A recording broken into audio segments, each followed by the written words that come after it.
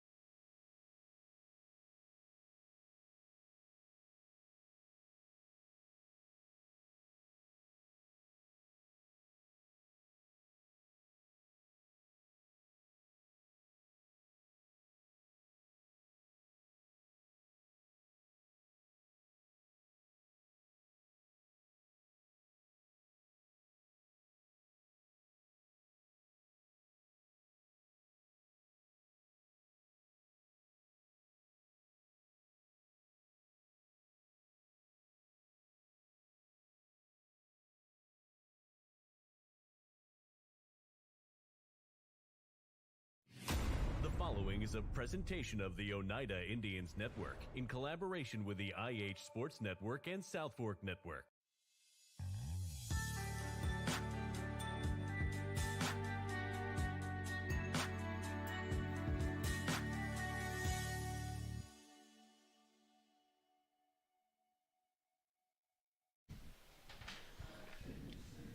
Good afternoon, everybody, and welcome to softball action from Jack Elay Sports Complex here on the Oneida Indians Network and the IH Sports Network.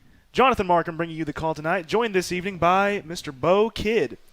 As tonight we're going to see the Oneida Lady Indians take on the Eagleton Lady Royals. Bo, do you want to talk a little bit about these teams' journeys, their records, and what they're looking like going into tonight? Absolutely. Oneida coming into tonight's game with a 3-12 record overall on the season. Their last outing came on Friday, a doubleheader over in Jamestown against the Lady Dragonettes of York Institute. Split over there on Friday, 7-2 victory in game number 1 before an absolute marathon of a game 2. 19-14 was the final in game 2, with York coming out on top in that one. Oneida has had their struggles this year, especially dating all the way back to March the 20th, where they had lost 6 straight before getting that win on Friday against York. But the nice part about it is that you've seen the bright spots all year long from this Lady Indians team. They've been good here. They've been good there. It just seems to be like one inning every game that's sort of been their downfall. If they can clean that up immediately, they've got a very good shot at being a top-tier team here around this area, and that is especially helpful going into next season. For Eagleton, they come into tonight's game with an overall record of 11-10-1 on the season. Their last outings was on actually, it was yesterday. They had a 15-0 win at Austin East. So coming into today, they're going to be riding, let's see here, it looks like they are 5-2 in their last 7 coming into today's game. Oneida will be going over there on Thursday to finish out this 2-game set. All right, as we set to kick things off here, I think we're going to take a quick break and be back here on the Oneida Indians Network and the IH Sports Network. I'm going. Scenic Foods is about freshness, with meat cut in-store daily and special cut upon request. A deli that offers fresh meats and cheeses sliced to your choosing. A produce department offering fresh fruits and vegetables, and of course a full line of competitively priced groceries to meet your weekly shopping needs. Scenic Foods is about value and convenience. Don't have time to cook supper? Try our cheese sticks, pizza, and wings, as well as our fresh-made desserts and side dishes. Need to fill an empty pantry? We have all you need at Scenic Foods, located at 7352 Baker Highway in Huntsville.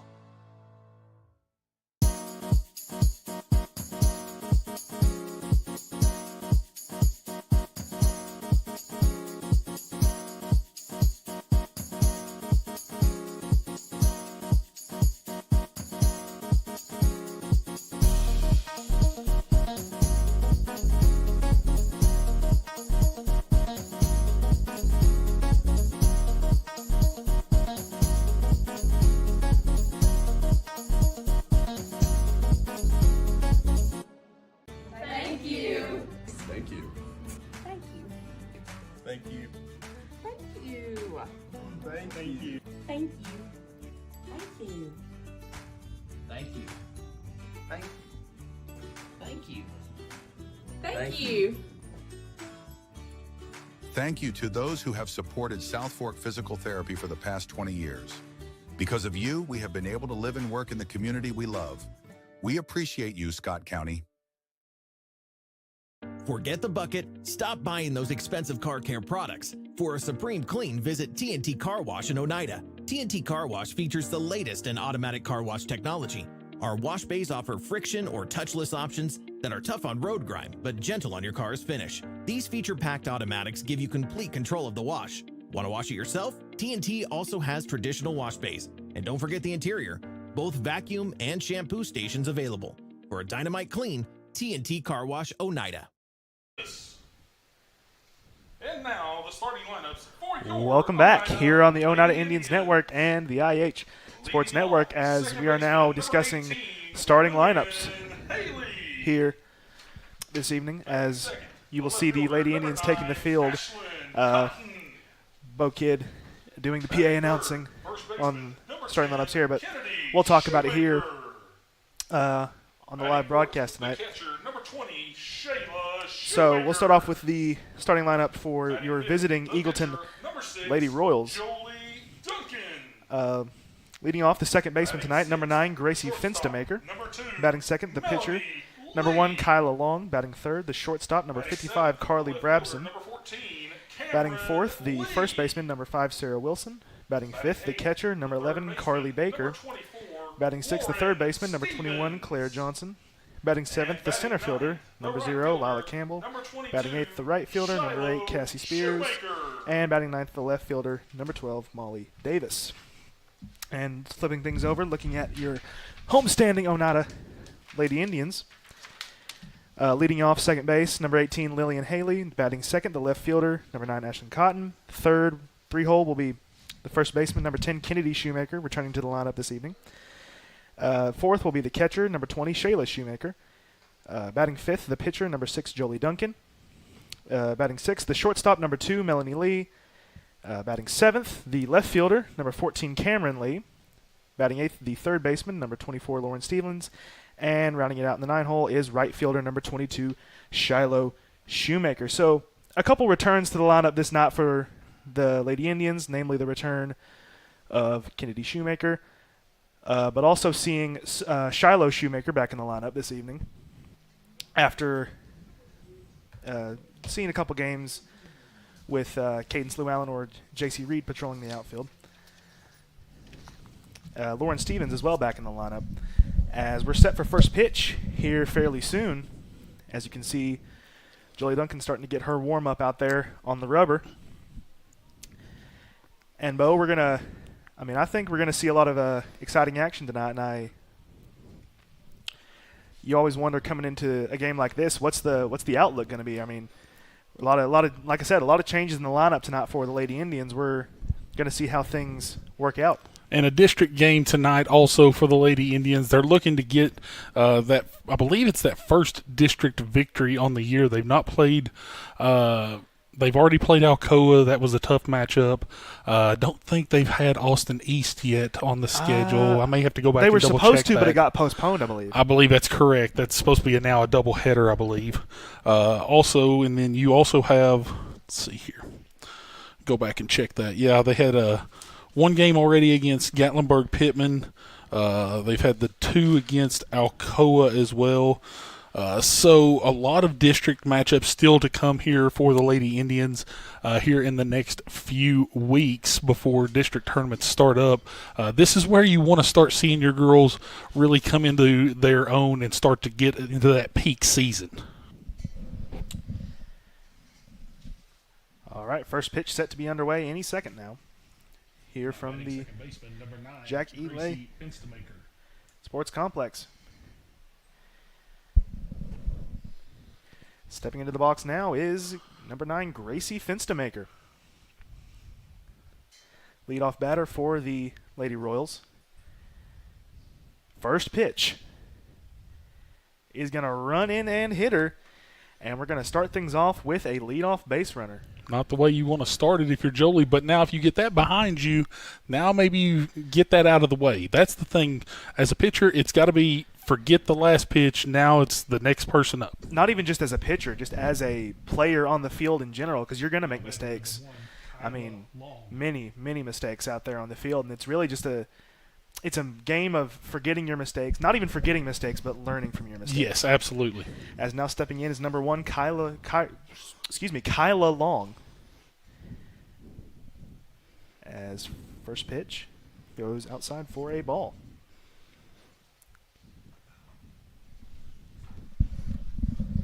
Duncan to deliver. As there's one sliced up the middle for a base hit. Cotton can't pick it up cleanly.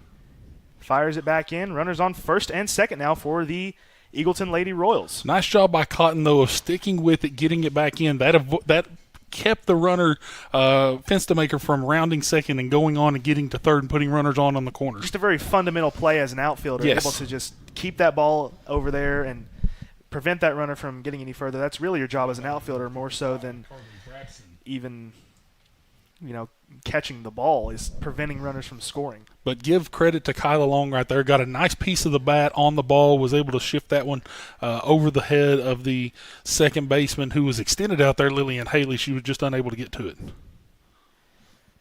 First pitch to Carly Brabson is outside, ball 1. Runners on first and second with no outs. Here's the pitch. Once again, sliced up the middle, fielded by Cotton. She'll throw it in, and runner's going to come to the plate. And that's going to be the first run of this game, scored early on here by the Eagleton Lady Royals. Runners at first and second. Another tough pitch right there. Brabson just puts it right back up the middle over the extended glove of Jolie Duncan once again and drives in the first run of the ball game. As now stepping up is Sarah Wilson for the Lady Royals. That ball is going to get away from the catcher Shoemaker, as those runners are going to move up to second and third, and the count will be 1-0. This is that inning, of course, that we talked about before the game. If you're Oneida, you want to try to avoid this at all costs, especially early on in the ball game. You don't want to put yourself behind the 8-ball early. She's going to foul that one back towards the baseball field. It'll be 1-1. Of course, baseball also in action today as they are hosting the Highlanders of Gatlinburg-Pittman. Oneida falling in that ball game over last night in Pigeon Forge, actually. They played that over at the Ripken Experience last night. They fell to the Highlanders 9-4. I always wanted to play at the Ripken. They say it's a very interesting complex. Of course, it's all turf, so no cleats. Can't get the cleats on the turf, so you're playing in basically tennis shoes or turf shoes. Not a lot of kids have turf shoes, so they're having to play in the tennis shoes, and it's really hard to get some traction over there on that turf. 2-1 now to Wilson. Here's the pitch. Nice pitch. Swung on, strike 2. Jolie took a little bit off that one and got Wilson out in front. 2-2 count now. Duncan to deliver. There's going to be another one fouled back towards the baseball field. Count remains 2-2. Looked like that one was heading right towards the stands of Gatlinburg-Pittman over there on that side. Hopefully no one was hit. There's going to be a fly ball hit into the right center field gap, and it's going to be Wow. gone. A 3-run home run for Sarah Wilson. Now the Lady Royals lead by 4. Just a little bit of extra carry on that if you're Wilson, as she was able to send that over the right center field fence, and all of a sudden Oneida falling behind early by 4. But that ball right there was not hit extremely hard, as you can see here in our I did not think it was going to be a home run off the bat. little bit of wind heading out towards right center field right now. As you can see the flag there off in the background. That right there, ball just carried. Now stepping in, number 11, Carly Baker. Here's the pitch. Going to be fouled back our way. Count will be 0-1. To the plate, number 11, Carly Baker. I mean, you look at such a game-changing hit as that last home run there, and maybe the Lady Indians just need to get a little bit of a calming essence to them. If you notice, the 3 out of the 4 hits that they've had right now in this ball game, though, have all went to the right side of second base. It's going to be called a ball. It'll be 1-2. And I believe that's a good place fundamentally as a hitter, that little right center field gap over there, especially with the space that's out there in this particular field. I mean, it's a great fundamental spot as a hitter to hit the ball up the middle, a little bit to the backside. If you're a hitter, you always like to be able to spray, as you call it. You like to be able to go to all fields. You don't want to be that true pure hitter that always pulls. You never want to be a dead pull hitter. You never want to be a dead push hitter. You want to be able to go to all sides of the field. And right now, Eagleton seems to be showing their ability to go opposite field. And on a full count, she's going to take the walk, putting the runner on first base. Still no outs in the inning for the Lady Royals. To the plate, number 21, Claire Johnson. As now stepping in is number 21, Claire Johnson. Once again, Eagleton victors in 5 of their last 7 entering this contest. Looking back at some of their games, they ended up in a tie with Coalfield earlier on this season. Runner taking off for second. She's going to be in there. Ball's going to get away from the second baseman, Haley, a little bit, but the runner will remain at second. And, Johnny, I don't know about you, but I cannot stand a tie in baseball or softball. That just irks me. They they innings for a reason. I have extras for a reason. I didn't think it was possible until I saw it a little while back. As that pitch is going to be swung on for strike one. Count moves to 1-1. That's actually the second tie I've seen this year. High school now, softball tie, and then in middle school, the Indians actually tied Sunbright earlier on this year 10-10 in a game.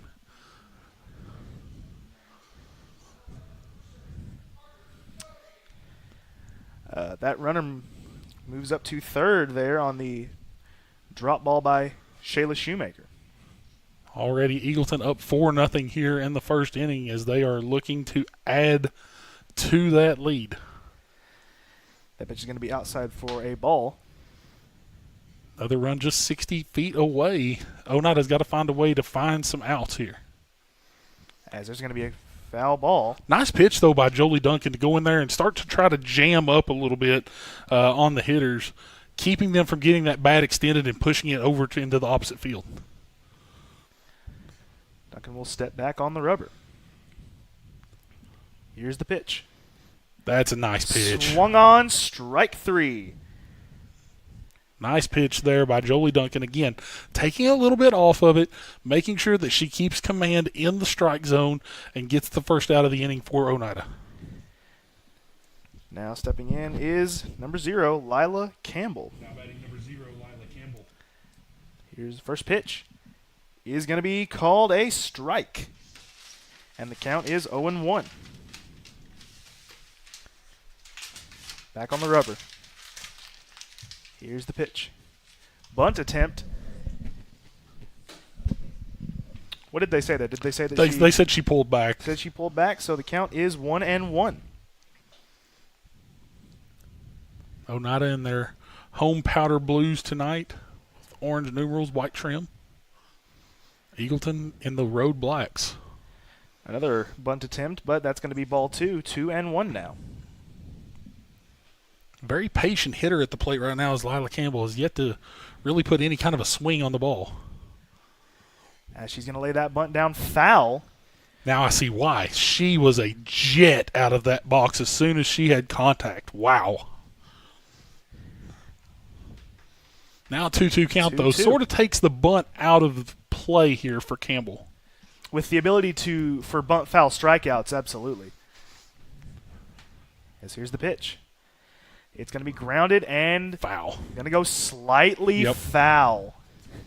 Lauren Stevens was coming up on that. I thought she was going to touch it before it got into foul territory. Thankfully, that ball trickled on over the chalk a little bit. Gives Oneida another lease on life because Campbell was already at first by the time that ball was thrown. That's a ball that you want to go foul. Absolutely you do. You don't want that. Nice. Oh, nice pitch. That's one of those tester pitches. Yep. As it moves it to a full count now.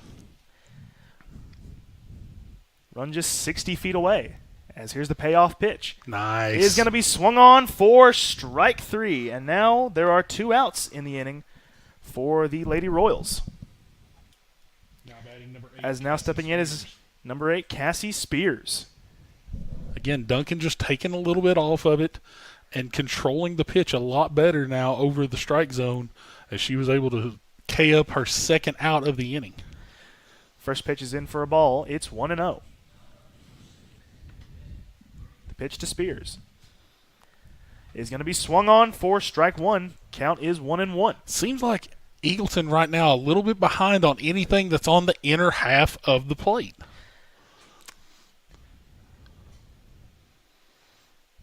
Trying to go for the outside there. I think they actually said that was a little high. I think it actually painted the black. I think it was just a little high. Here's the pitch. That one definitely a little high. Counts 3-1 now. As a hitter, if you're a little bit behind on that inside part of the plate, it's going to be very hard to hit a ball and drive it in play. Can speak from experience on that one. I used to be like that. Nice pitch. That's in there for strike 2. Count is full here. Because, of course, with that inside pitch, you want to be as early on it as you can be so you can try to pull it with some authority. But if you're late on that inside pitch, there's not anything you can do with it. Great pitch. Swung on for strike 3, and that'll be the 3rd out of the inning. As we'll head to the bottom of the 1st after the break here on the Oneida Indians Network and the IH Sports Network. El Rey is Scott County's home for great Mexican flavor. Located in Oneida Plaza, we're just up the sidewalk from Walmart. From our fresh chips that are made daily to our chicken or beef fajitas that are big enough to share, El Rey uses the freshest ingredients to serve authentic Mexican dishes that will be a hit with the entire family. Stop in before the game on Friday or pop in on Saturday and watch college football on one of nearly a dozen screens while you eat. That's El Rey Azteca, open until 9 p.m. Sunday through Thursday and 10 p.m. on weekends. Respect, compassion, integrity, commitment, community. Those are a few of the principles that guide Mountain People's Health Councils in everything we do. We respect our patients and their need for quality health care. We have compassion on those that are sick and hurting and need help. We are committed to do everything we can to help those in need. And we're focused on providing our friends, family, and neighbors with the very best health care available.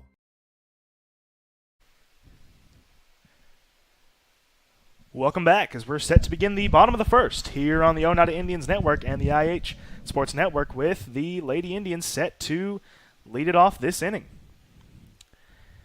Last inning we saw a towering 3-run home run be hit, giving the Lady Royals a 4-0 lead.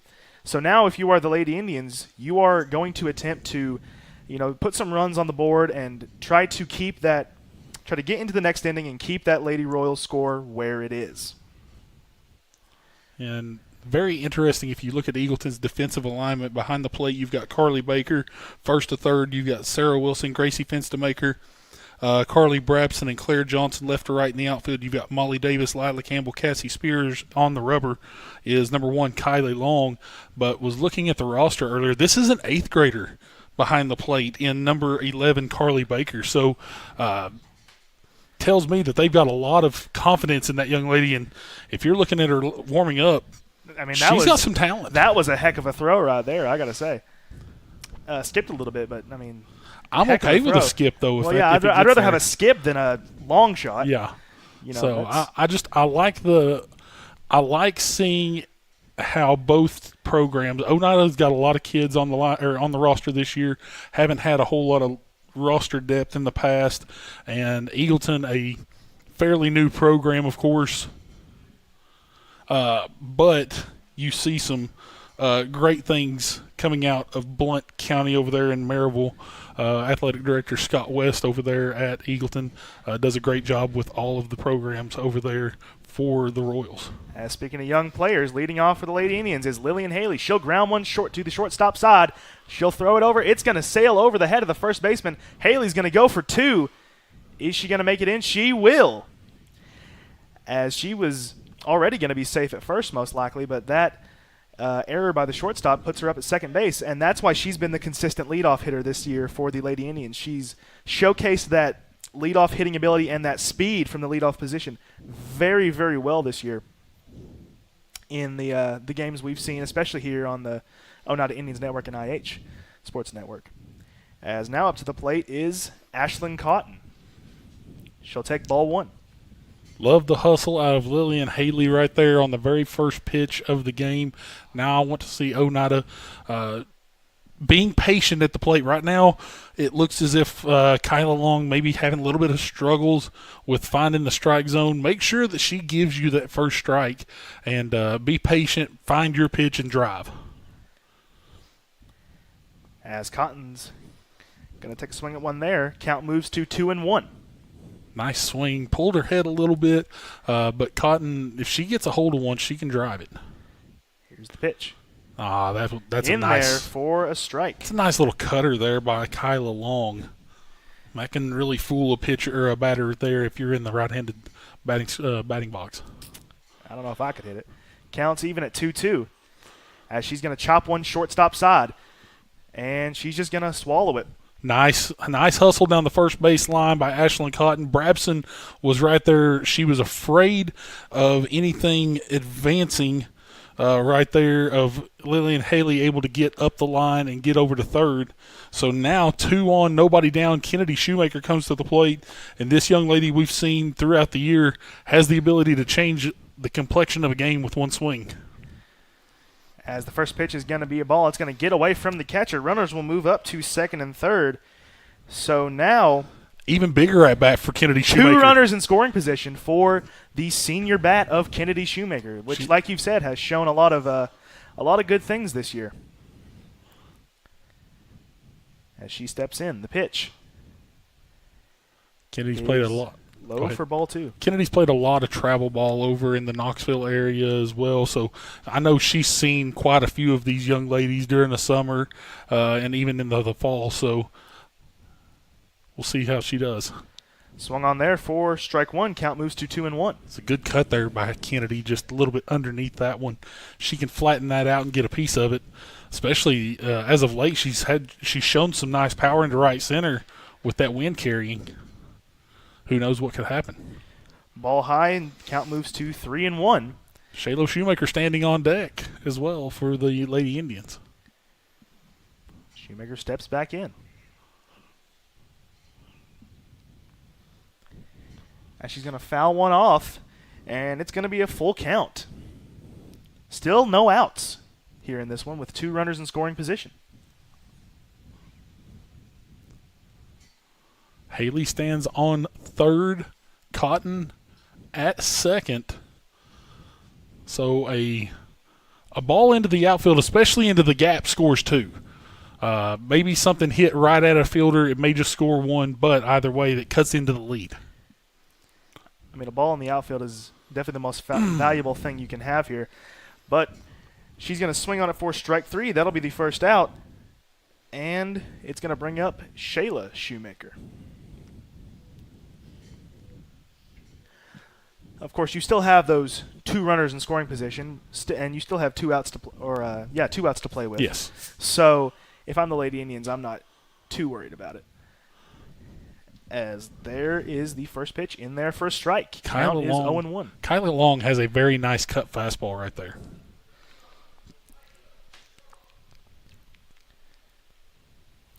She steps back on the rubber. Here's the pitch. It's going to be fouled off. First base side, count is 0-2. I don't know about if I'm sure you're seeing the same thing that I am right now, but the movement of the pitches from Long, she's able to start well inside on the box and work that thing back in. Almost to like the outside corner of the plate. And look at the way the catcher moves. She knows it's going to happen. Yep. That one just a little bit outside. Count is 1-2. Yeah, she was trying to get Shayla to chase something out of the zone right there. Here's the pitch. That's Great in there pitch. for strike 3. So now 2 outs for the Lady Indians as up steps the pitcher, Jolie Duncan. And, Bo, this is something me and Will have talked about on previous broadcasts. The idea of, as a pitcher, do you know the mindset of a pitcher? Do you know how a pitcher is going to pitch you in any specific situation? She's going to take strike 1 there. As a pitcher, you're watching how the umpire's calling everything from your pitches to the other team's pitchers as well. And right now, she's seen that she's going black to black, basically on the strike zone.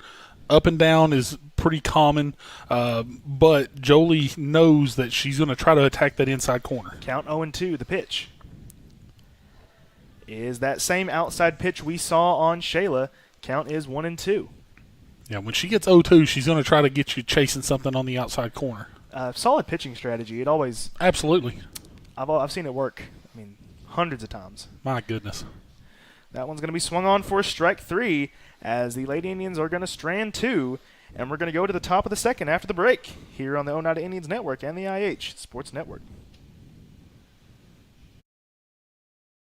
When your job requires concrete, call Twin K Enterprises. We take pride in both residential and commercial projects. Our concrete is state certified and lab tested with proven high strength mix results. We have certified facility operators and mix design technicians to be sure our customers get the best mix the first time, every time. Twin K has 6 concrete plants to serve the entire Highway 27 corridor from Georgia to Kentucky. Twin K, call 569-6341. Relive the moments that made history, on the field, in the gym, and across our community. From thrilling game-winning plays to unforgettable graduations, SFN has over 1,600 videos ready to watch anytime. Join sfn.tv for just $4.99 a month and unlock decades of local memories. Want to own a piece of history? Visit shop.sfn.tv for digital downloads and DVDs of your favorite events. Subscribe or shop today at sfn.tv. Your home for local sports and community memories. Good point. Welcome back. Here on the Oneida Indians Network and the IH Sports Network, we're set to begin the top of the second. Here in this one, in this matchup between the Oneida Lady Indians and the Eagleton Lady Royals. Leading it off, number 12, Molly Davis. As now leading it off for the Lady Royals will be number 12, Molly Davis, the 9-hole, 9-1-2 due up this inning. You brought up a good point. All six outs in the last inning all came from strikeouts. Oh, I wasn't even thinking of all 6. I was just thinking of the last 3. Nope, all 6. First pitch is going to be ball 1. I know you noticed the last 3. I was wondering if you caught the first 3 as well. No, I did not, actually. We were talking about this at during break. Next pitch is a ball. It'll be 2-0. And something else you mentioned at break, that pitcher, Kyla Long, as that's going to be a foul ball. Count moves to 2-1. Just a sophomore. Yeah, great motion on their pitches, great movement. You've got a nice tandem there between Long and Carly Baker behind the plate there for the next couple of years if you are a fan of the Lady Royals of Eagleton. That one fouled back our way. Count moves to 2-2.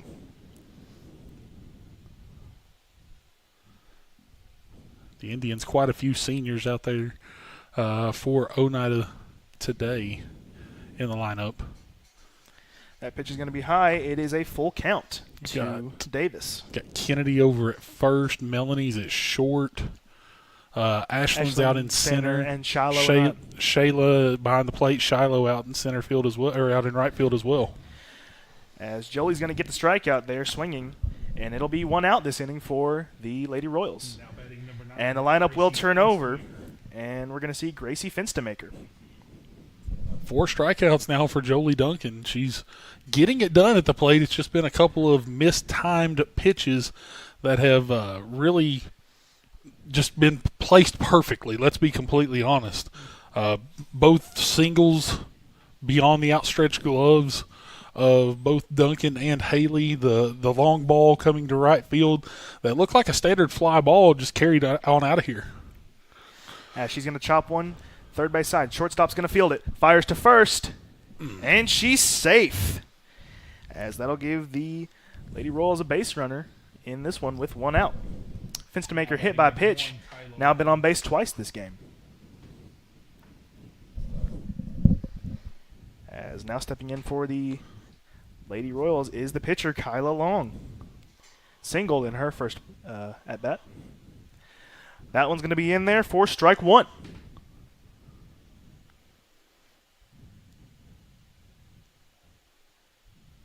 Long steps back in. Duncan to deliver. As she's going to chop one right back up to the pitcher. Lee's going to field it, fires to first for the out, and that'll be 2 outs this inning for the Lady Royals, and that runner moves up to second base. Goes down in the books as a 1-6-3 ground out as that one went off the glove of Duncan. I didn't even think about that. If you're scoring it at home.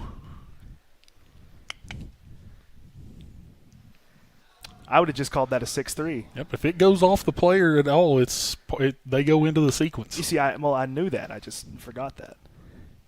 That one's going to be fouled back. That might go into the baseball field.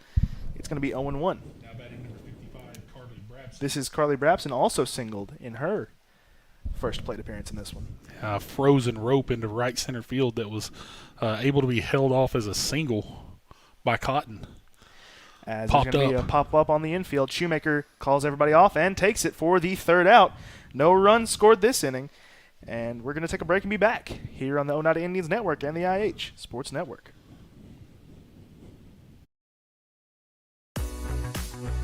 My name is Wayne King. I'm owner-operator of Baby J's Pizza. We've been in business since 2017, and we think we have the best pizza in town. We have our regular hand-tossed pizzas. We have thin crust. We have thin crust cauliflower. We also offer vegan. We also offer dairy-free, gluten-free. We have low-carb, no-carb. We have a wide variety because we want to serve the best customer base possible and give everybody the opportunity to experience a good pizza. Tommy's Motorsports is East Tennessee's premier power sports dealership. We're a full-service dealership offering sales, parts, and service with 2 locations to serve you. In Clinton, you'll find Kawasaki, Suzuki, Yamaha, Wave Runner, Polaris, Slingshot, and Homestead trailers. In Crossville, you'll find Honda, Polaris, Can-Am, Sea-Doo, Bad Boy, Roxor, and Yamaha. Come in today and see why Tommy's Motorsports has developed the highest reputation for quality and customer service.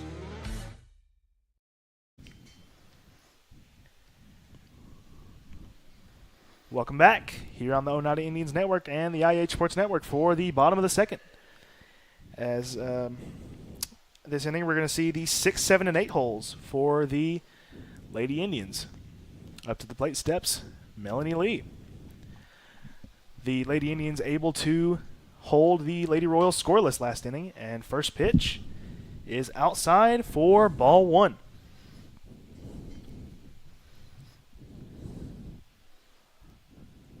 Six, 7, 8 due up here for the Lady Indians. Lee's going to swing at that one. It'll be strike 1. Count moves to 1-1. I think Melanie was sort of questioning whether she should swing at that one or not. It was almost like a half swing. I think if she takes that one back, that one's going to be low for a ball. She's going to send a chopper to the second baseman. They'll fire to first, and it's going to get away. She's going to try for 2 here. They're going to throw it down. Almost went through the bag, but she's going to pull into second base after the E4. Now stepping in for the Lady Indians is number 14, Cameron Lee. The Lees batting back-to-back this evening. The senior Melanie and the freshman Cameron. First pitch to her is high for ball 1. Nice heads-up play, though, by Melanie after the ball was getting away over at first. Now, once again, you're back in the same position you were in the last inning. Runner on scoring position, nobody out. Pitch in there for a strike. Solid pitch there. I mean, goodness, that cutter. It's impressive. Count 1-1 now to Cameron Lee.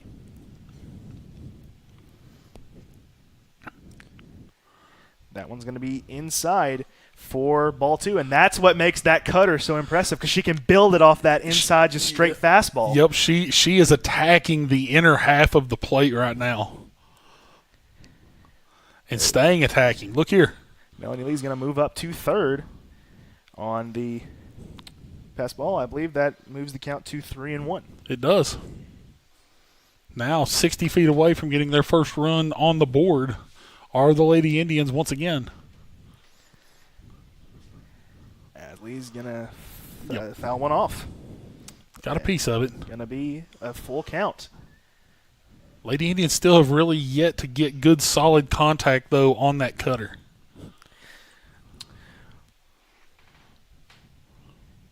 Nice. She's going to take the walk there, and that'll put runners at the corners for the Lady Indians with Lauren Stevens set to come up, the 8-hole hitter.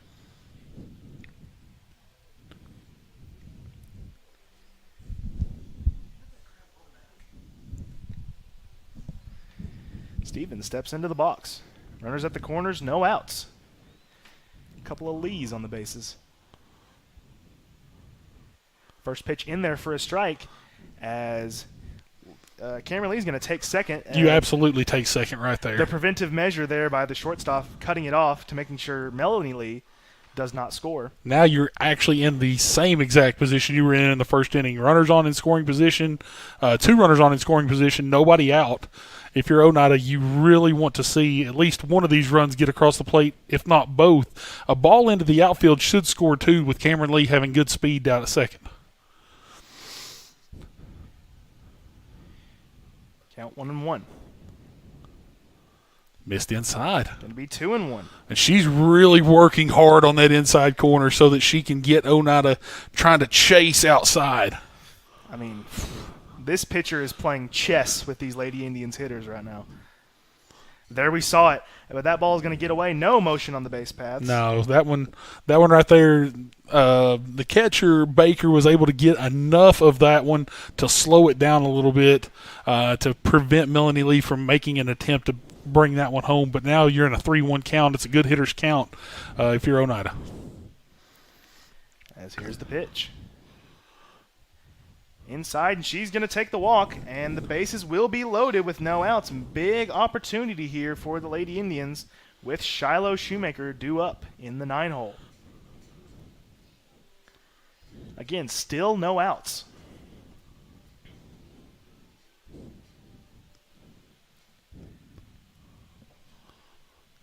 As first pitch to Shiloh Shoemaker. Swung on, it's going to be 0-1. Good cut there by Shiloh. Bags packed full of Lady Indians. A base hit could do a little damage here if you're Oneida and cut this lead down. She's going to take that one low. Counts 1-1 now. Again, the patience. I like the patience right now at the plate of Oneida. They're making her get into that strike zone. I'm never going to not praise patience. It's a virtue. Oh. Swung on there on the outside corner. That pitch looks so pretty. That pitch looks so pretty. It's starting right over the plate. Next thing you know, it's got that little bit of quick. I mean, and it's quick, too, the break on it. She's going to foul one back. It'll remain 1-2. I don't think I want to face that cutter either. I mean, that's I've seen a lot of baseball players in my time say, "Oh, I can hit a softball. I can hit a softball." That. There's a lot of people, I promise, I've seen it. They can't do it. Oh, that one may have gotten a little bit far enough back for Melanie to make that move. She thought about it, then she sort of hesitated and decided to stay there. Regardless, count's going to be 2-2. Still with the bases loaded, still no outs. Roll the lineup over here momentarily with Lily and Haley in the on-deck circle. Nice patience. Outside, it's a full count.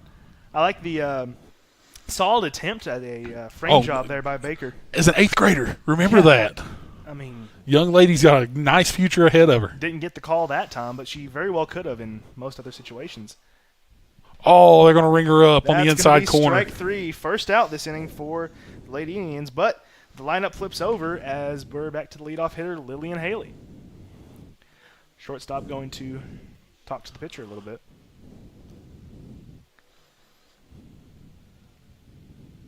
Did you ever hear the story of Zach Greinke calling a mound visit so he could propose a fantasy football trade? I have not. That's interesting. I like that. He wanted to propose a fantasy football trade with his catcher. I like that. You like that? I like it. It's mind games, my friend. As a pitcher, you have to play mind games. It doesn't matter. With your own catcher? I don't think you're playing mind games with the catcher. I think you're stalling on that batter to make him really think, what's he going to throw me next? Well, maybe. As Haley's going to foul that one off. Count is 1-1. You always got to make that batter try to guess. You're making them think through every scenario that's possible in their noggin. Anytime I see a mound visit, I think of either that or the scene from Bull Durham. There's no in between. So either way, nothing important's being talked about. It's just that one's going to run in. Did it hit her? I think they're going to say no. But regardless. Wow, hang on. What? Okay, so they are calling the run safe at the plate. They're calling Haley out for obstruction is what it looks like. That does appear to be the case with runners at the corners now for the Lady Indians and Ashlyn Cotton stepping in. My question, though, is if they're calling obstruction, should the runner not be going back? And that's exactly what's happening. Looking. My goodness. The Lady Indians can't catch a break right now. No run scored, but base is still loaded, just with 2 outs now, which 2 outs might be the most limiting thing in all of sports that isn't like a physical injury. First pitch, ball 1. And that right there is just a freshman thing. You know, you're not sure as to what's supposed to happen right there. She didn't know that the ball got back here into this section, so she was just trying to stay out of the box, out of the way. I understand where Lillian was coming from in that scenario. She just has to she has to think of that scenario later on and keep that in the back of her mind. Count 1-1 now to Cotton. Little early there on the swing. Counts 1-2. If the Indians don't get a run in this inning now, it's heartbreaking. Unfortunately, you just got to go back out there and get it done on the defensive side. That's going to be fouled off. It'll remain 1-2. I mean, like I was talking about earlier, 2 outs, even with the bases loaded, is extremely limiting because there's no chance of a sacrifice. You have to get a hit or get on base with a walk or hit by pitch. You can't. There's no such thing as a productive out. As we're going to see there, it's going to be strike 3 for the 3rd out of this inning, as the Lady Indians will strand 3. We'll take a quick break and be back here on the Oneida Indians Network and the IH Sports Network. Danny's Drugs has been dedicated to providing patients with quality healthcare services since 1966. From our beginnings as a fountain drugstore to our current location on the 4th lane in Oneida, one thing has remained the same: exceptional service. Our staff of highly motivated and carefully trained professionals understand your needs and respond to them in a personal and friendly manner. Our staff works together as a team to provide the finest patient care available. That's Danny's Drugs, putting patients first since 1966. Home-style cooking with friendly service in a relaxed atmosphere. That's Razak's. Razak's offers breakfast served daily, just like Grandma fixed it, and daily specials like country fried steak, turkey and dressing, and of course, a fish fry every Friday. Razak's has a full menu, ranging from quick and easy favorites like hamburgers and club sandwiches to comfort foods like pinto beans. And you'll love something off the grill, like grade A cut sirloin, ribeye, or shrimp kebabs. Razak's. Country cooking and great steaks.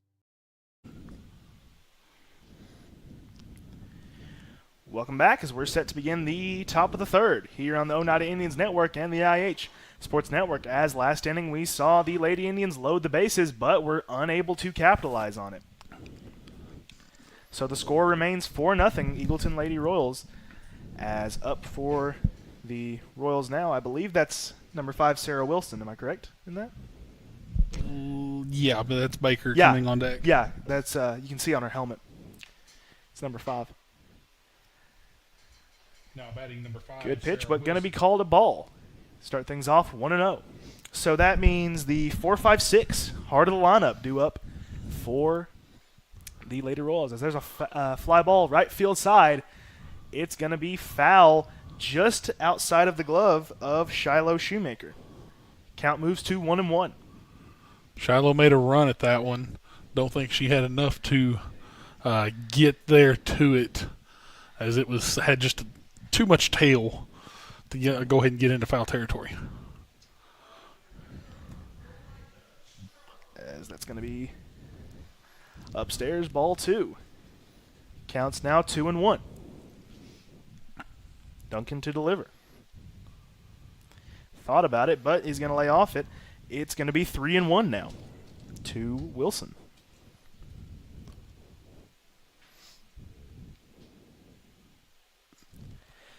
As she's going to send one foul first base side. Count moves to full.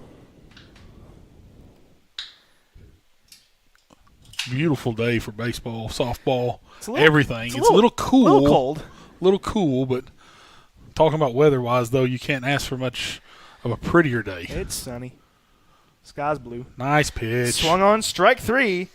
Quick out to start the inning for the Lady Indians. Now batting number 11, Carly Baker. As now steps in Carly Baker. I didn't mention it, but Sarah Wilson was the one who hit that home run earlier. So, good way to start an inning, getting her out. Fouled off for strike 1. Counts 0-1 to Baker. That's the 8th grade catcher. The 8th grade catcher that we were talking about. She's going to foul one back way over there. First base side. It'll be 0-2. That ball went almost like it was moving in slow motion. It was so high in the air, it just had so much lag, it felt like. 0-2 count. One out here in the top of the third. Pitch is going to be inside. Count moves to 1-2. Looks like it's a 2-1 lead for Oneida's baseball team over in just to our right, it looks like it's bottom half of the third. As that one's fouled back our way, and it's going to remain 1-2. Indians looking to split with the Highlanders over there on the baseball diamond after last night's loss over in Pigeon Forge. What was the score to that one? Do you know? 9-4 was the final in that one last night.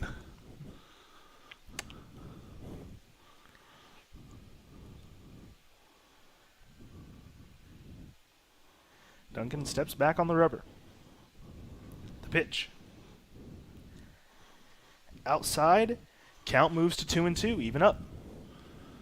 And if you like spring sports, you get your fair share of it up here at Jackie Lay Sports Complex today. We've got Little League softball, got AYSO soccer going on. There's another. Whew, that one was close. This young man just walking right here. Wow. Very fortunate. This hitter now battling, counts still 2-2. Yeah, Baker not showing an 8th grade mentality right now at the plate, to say the least.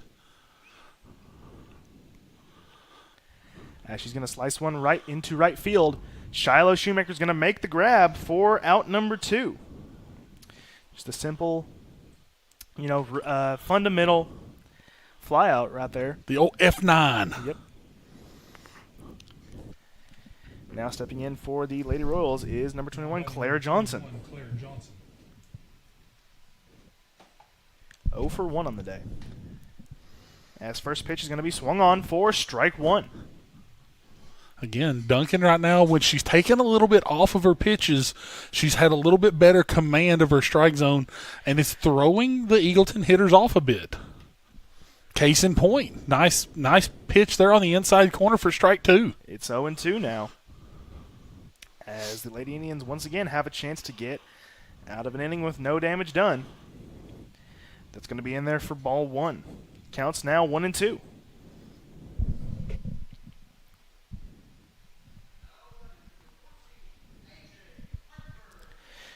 Ball's going to be outside 2-2. Don't sneeze. No. Oh, okay. No, inside joke. Okay.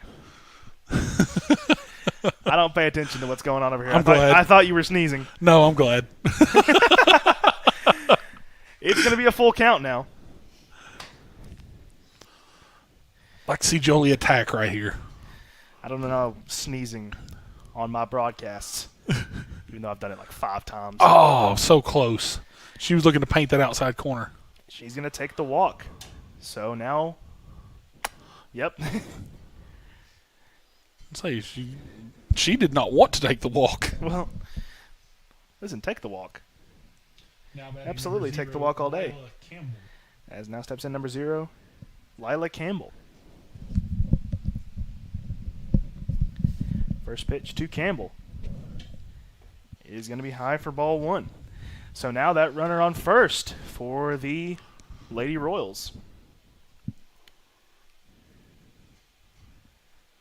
Duncan to deliver. That's going to be ball 2, as we're going to see 2-0 here.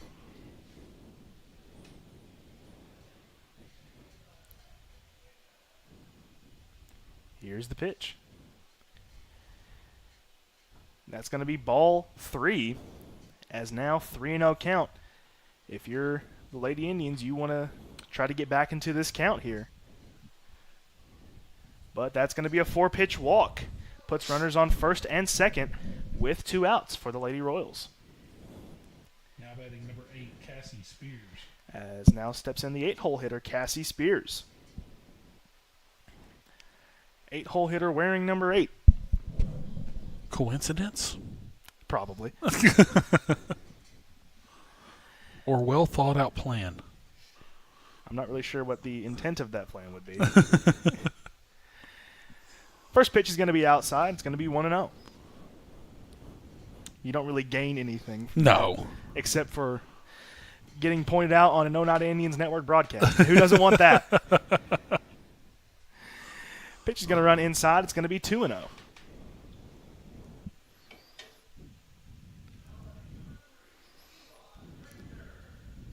I can hear Will King in the other room announcing baseball. He's really getting into it. Recently got married. Congratulations to him. Newlyweds on Saturday. Mm-hmm. We were both there. Counts 3-0 now. As that's going to be another walk. It's going to load the bases. I think it's 8 straight balls now, I think. Ball 8 for the Lady Royals. Now batting number 12, Molly Davis.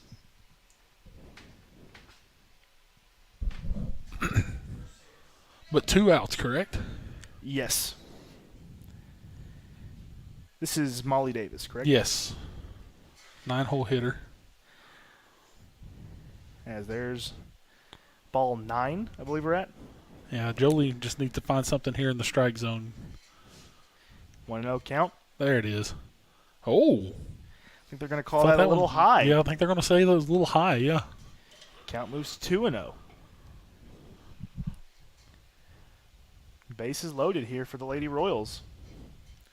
With 2 outs here in the top of the third. That's going to be called a strike. It's going to be 2-1. Caught the outside corner on that one.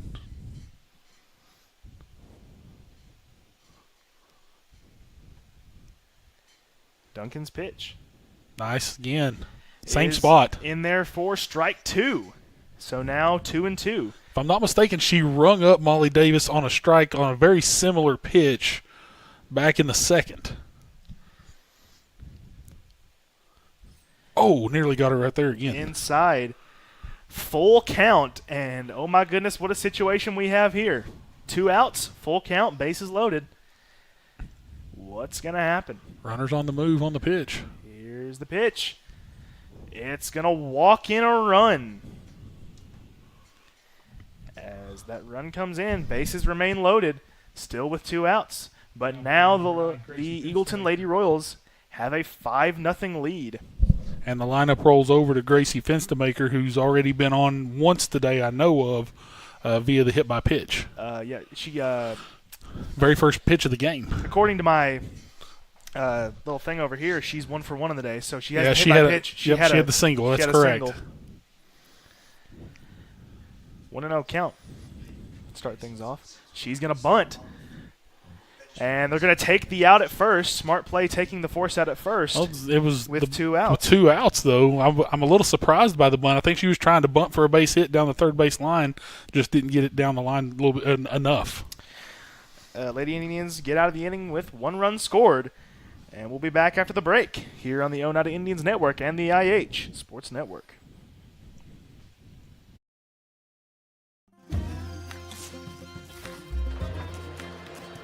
If you're a DIYer, Lumber King is your supplier. Equipment and tools? We got it. Paint and cleaning supplies? We got it. Rugged apparel and lawn care? We got that too. Visit us at 20359 Alberta Street in Oneida, Tennessee to make all your DIY dreams come true.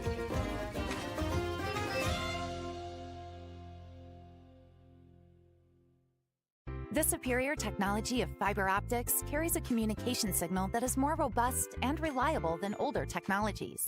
Connecting homes and businesses directly to fiber optic networks enables enormous improvements in what bandwidth devices are capable of delivering. Experience Highland Communications' world-class broadband, delivered over Highland Telephone Cooperative's fiber optic network to make your online experience extraordinary. Highland Telephone and Highland Communications. World-class connections with a local, hometown touch. Welcome back, as we're set to begin the bottom of the third here on the Oneida Indians Network and the IH Sports Network. 1 run scored last inning for the Eagleton Lady Royals. So now the Oneida Lady Indians, looking to get back into this one with 3-4-5 due up this inning. As now stepping in is Kennedy Shoemaker. First pitch. Tried to work that cutter on the inside corner, did not get.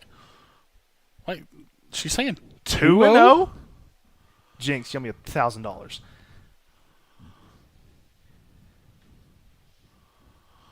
Why did they call a no-pitch ball?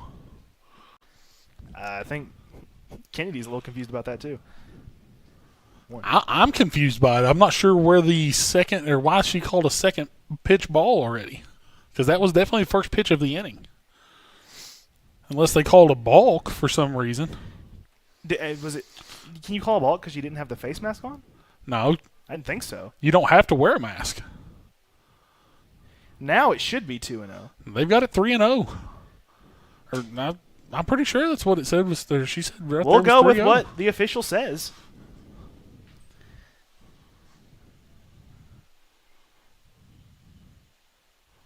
That's going to be a 3-pitch walk. Rare. That's a rare feat. I'm not. Yeah, we're going to take it either way, but looks like they're going to. I think she's trying to explain to the coach for Eagleton why there was. Not sure. No, but. If you're a fan of the Lady Indians, you're going to take it no matter what. Absolutely, you will. As now steps in the 4-hole hitter, Shayla Shoemaker. First pitch in there, strike 1. Third straight inning now, the Lady Indians have gotten the leadoff hitter on base.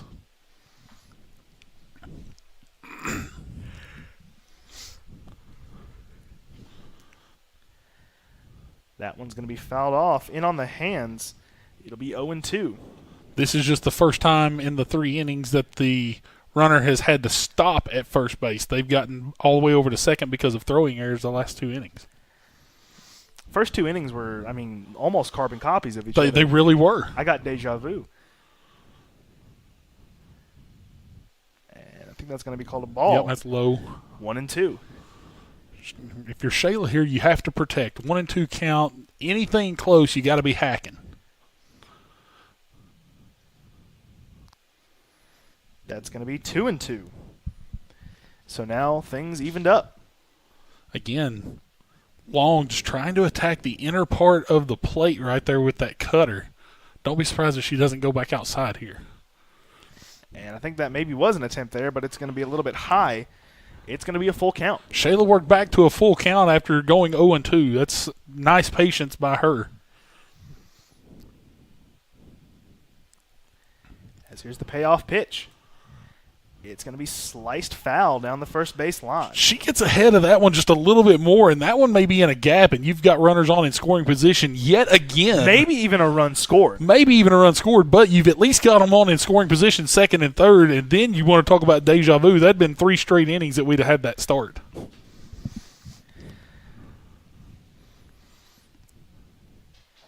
Well, there you go. Shayla's going to take the walk, and we're going to have runners on first and second, with the pitcher, Jolie Duncan, set to step in with no outs in the bottom of the third. Sun beginning to set here at Jackie Lay Sports Complex, casting an interesting shadow on the field. We're going to see a courtesy runner here, as that's number 19, Cadence Llewellyn. Cadence with good speed out there at first. Now a base hit into a gap. Could very possibly score 2. Duncan steps in.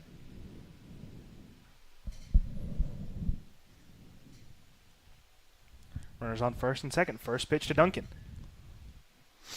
is going to be high for ball one. Jolie seen it the last inning.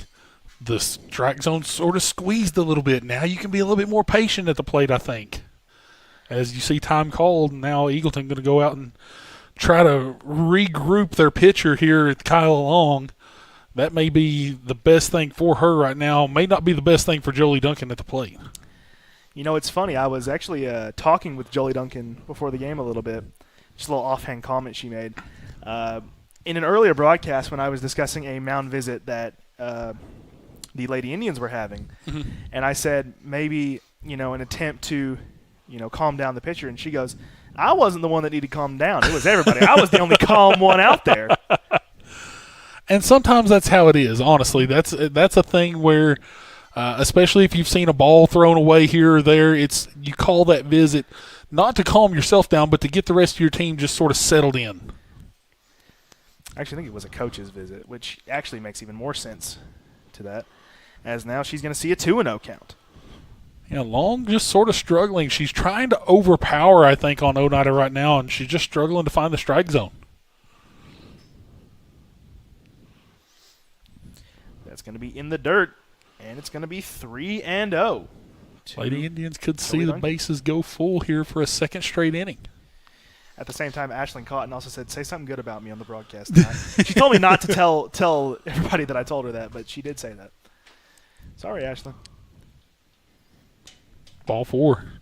She's going to take the walk, 4-pitch walk, and here's another bases-loaded situation for the Lady Indians with the senior Melanie Lee stepping up to the plate.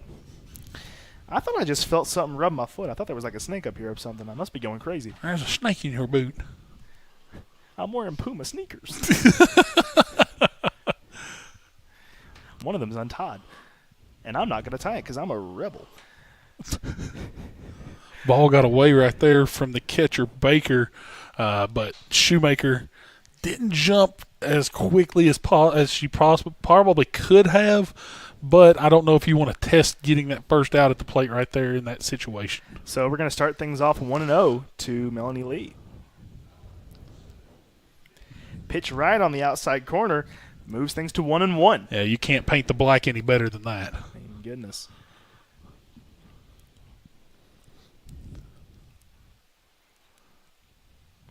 Here's the pitch. Going to be high, and it's going to be 2-1 now. Good patience once again by Lee up at the plate.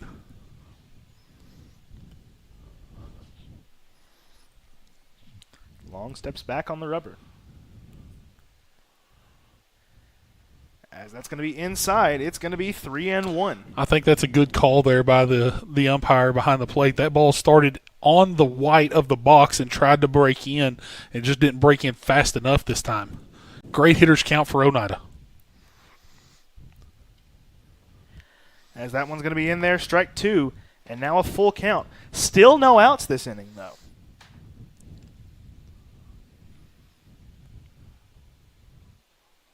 Here's the payoff pitch from Long. Rung her up on the inside corner. Strike 3. That's out number 1, but the bases will remain loaded as now steps up the other Lee sister, Cameron Lee.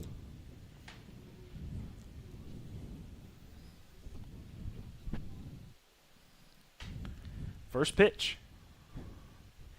Low and in, ball 1.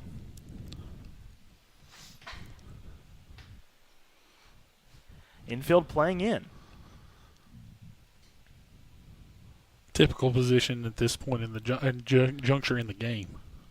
Did you just make that word up? No. Juncture? Count 1-1 now. Hey Siri, define juncture. She didn't hear me. Good. Count now 2-1. Oh, thanks. Now you've got Cuz over here trying to look it up. I'm telling you, I think you made it up. No, sir. That one's going to be fouled off. It'll be 2-2. A particular point in events or time. Ha! Fake news. The 38-year-old was right. You know I'm just giving you all right. Oh, I know. Good patience there by Cam. Counts 3-2 now. Another full count for the Lady Indians. 1 out. Base is still loaded.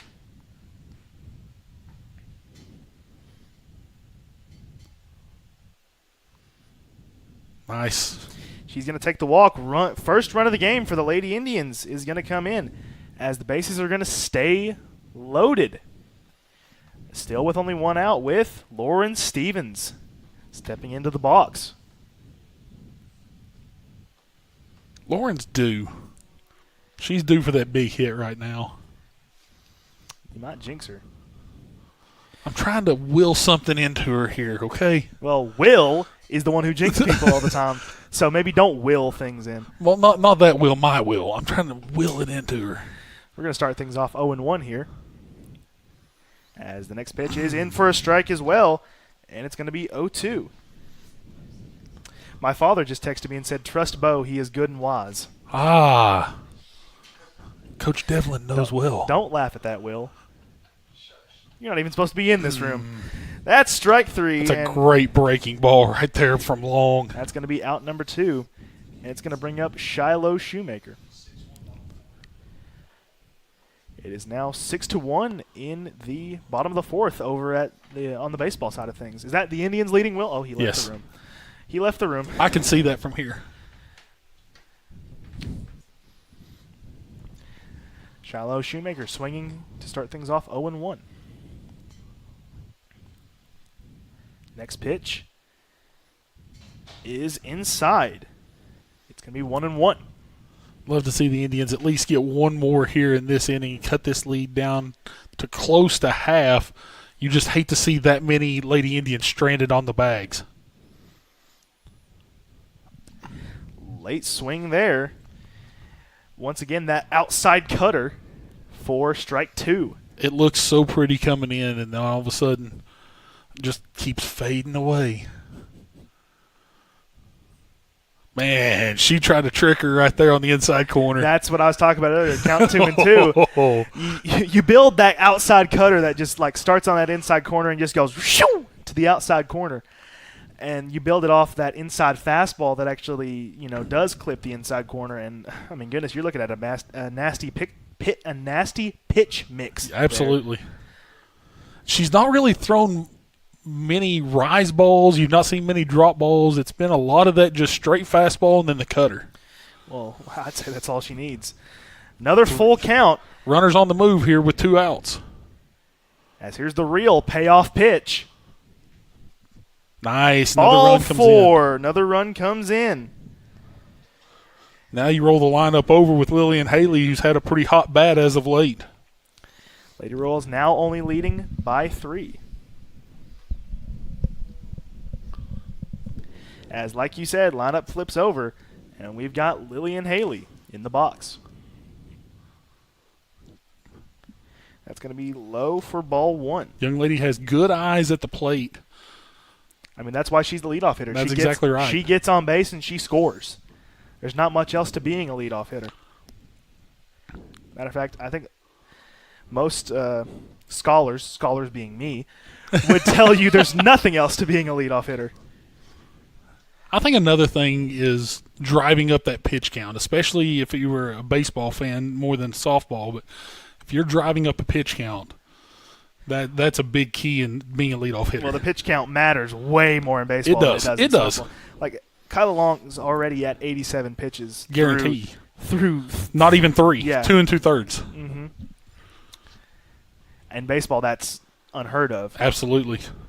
Tough pitch right there for Lillian Haley to take on the inside corner now behind 1-2, I believe. No, it's 2-2. Oh, 2-2, excuse me. Now you got to protect. 2 strikes. As she's going to send one through the 6-5 gap. They're going to try to score another one here. And she's going to be called out. But 1 run does come in. Puts things at correct, right? Yeah, 5-3. It puts things at 5-3, but we're heading to the top of the 4th. after that one, and we'll take a quick break and be back here on the Oneida Indians Network and the IH Sports Network. Buying a home can be an exciting but stressful process. However, usually it's over pretty quickly. Building a home, on the other hand, that's a much longer process. And with that long time period comes different pitfalls and dangers. Let our experts at United Cumberland Bank help you navigate this world. Something that you're probably not used to doing, but something that we do on a daily basis.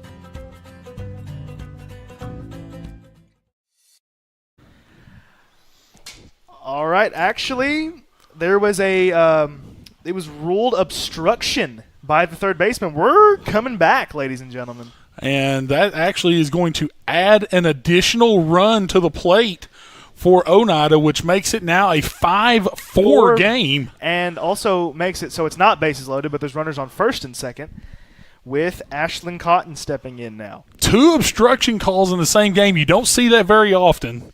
But now Oneida, all of a sudden, they got that big inning that they needed. Now all of a sudden you're back in this ball game, still 2 on, 2 down. Ashlyn Cotton to the plate. We said we were going to the top of the fourth, but we lied. As here's the pitch to Cotton. It's going to be high for ball 1. So now, with only that 1-run lead, the Lady Royals really need to get an out here in order to keep that 1-run lead and get those, I'll say hot bats in for the top of the fourth. It's really only been the 1 inning, though. Let's remember that. Oneida's had more base runners on as a whole in this ball game than Eagleton has. That pitch is in there for a strike. And that obstruction call may be a momentum killer. It could be. Very well could be. The Lady Royals. And a momentum swing for the Lady Indians. We'll see here. Nice patience at the plate there by Ashlyn Cotton. 3-1 count. Good hitters count. With a great hitter on deck. Right now, once again, Kennedy Shoemaker. Well, we have batted around this inning? We have. This right here is the bat around. Well, if Ashlyn Cotton gets on base. Kennedy led off the inning. That's what I'm saying. Yeah, so this is batting around right here. I thought either way, batting around meant you had to get back. No. Well, I mean, they've hit all 9. Cotton's going to foul one off. It'll remain a full count. And you've got some decent speed out there on the base paths right now.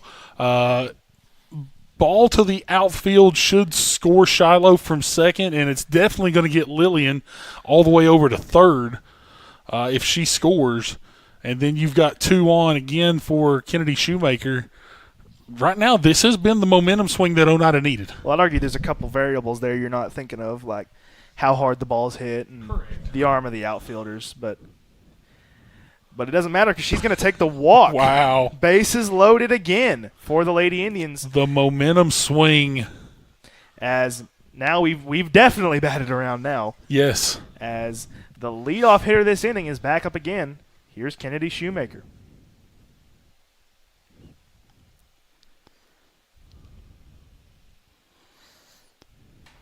Bases loaded, 2 outs. First pitch to Shoemaker. Misses high. Ball 1. Starting things off 1-0. Like the resiliency right now of Oneida. This has been a great inning. Next pitch. Runs way inside. She lets that one. If she wears that one, we've got a tie ball game. Yep. But regardless, it's going to be 2-0.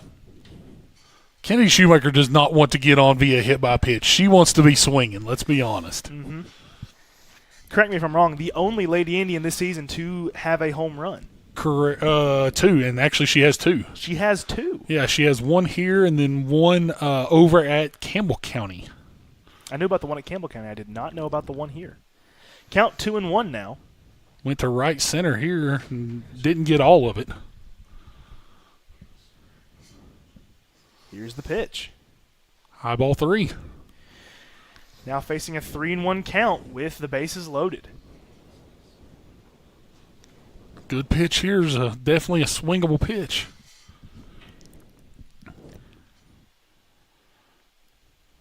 Here it is. Inside. As they're going to walk in another run, and we're tied in this one, ladies and gentlemen. Great effort by the Lady Indians here in the bottom half of the third inning. A 5-run swing here by Oneida, and now with Shayla Shoemaker coming to the plate, bag still full. And ladies and gentlemen, we are back in this ball game. The Lady Indians are back in this ball game with Shayla Shoemaker stepping in.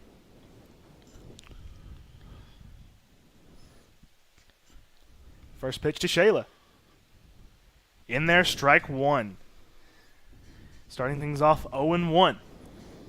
Attacking Shayla on the inside corner early.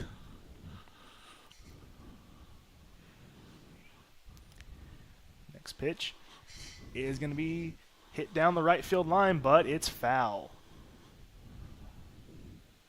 Am I missing the fence? Is there no longer a fence there? Yeah, there's a fence. You're blocked by the light pole. You don't see it because of the light pole. That is very conveniently placed light pole. Absolutely. Strike 3 outside corner. That's going to be the third out of the inning, but after the obstruction call and just the solid inning the Lady Indians had all around, we're tied going into the top of the fourth after the break here on the Oneida Indians Network and the IH Sports Network. Vigilance Security and Technology offers cutting-edge security solutions tailored for industrial, commercial, and residential spaces. With our 4K resolution cameras, expert installation, and comprehensive networking services, you'll experience unparalleled clarity and peace of mind. Secure your future with the team that goes the extra mile. Call Vigilance today. 423-286-3533. El Rey is Scott County's home for great Mexican flavor. Located in Oneida Plaza, we're just up the sidewalk from Walmart. From our fresh chips that are made daily to our chicken or beef fajitas that are big enough to share, El Rey uses the freshest ingredients to serve authentic Mexican dishes that will be a hit with the entire family. Stop in before the game on Friday or pop in on Saturday and watch college football on one of nearly a dozen screens while you eat. That's El Rey Azteca, open until 9 p.m. Sunday through Thursday and 10 p.m. on weekends.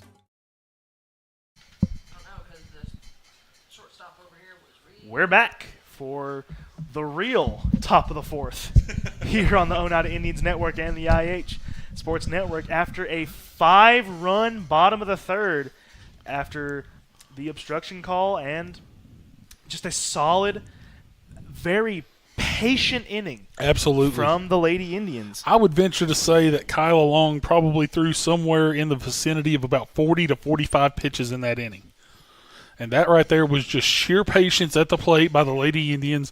Caught a break with the obstruction call, was able to dig back in here, get 5 runs on the board, and now all of a sudden, top half of the fourth inning, we're deadlocked again at 5, and now it's a whole new ball game with Eagleton bringing their 2, 3, 4 hitters up to the plate and the pitcher leading it off. It's literally almost like it's the top of the first again. I mean, it's just we're back tied, and we're close enough to the top of the order.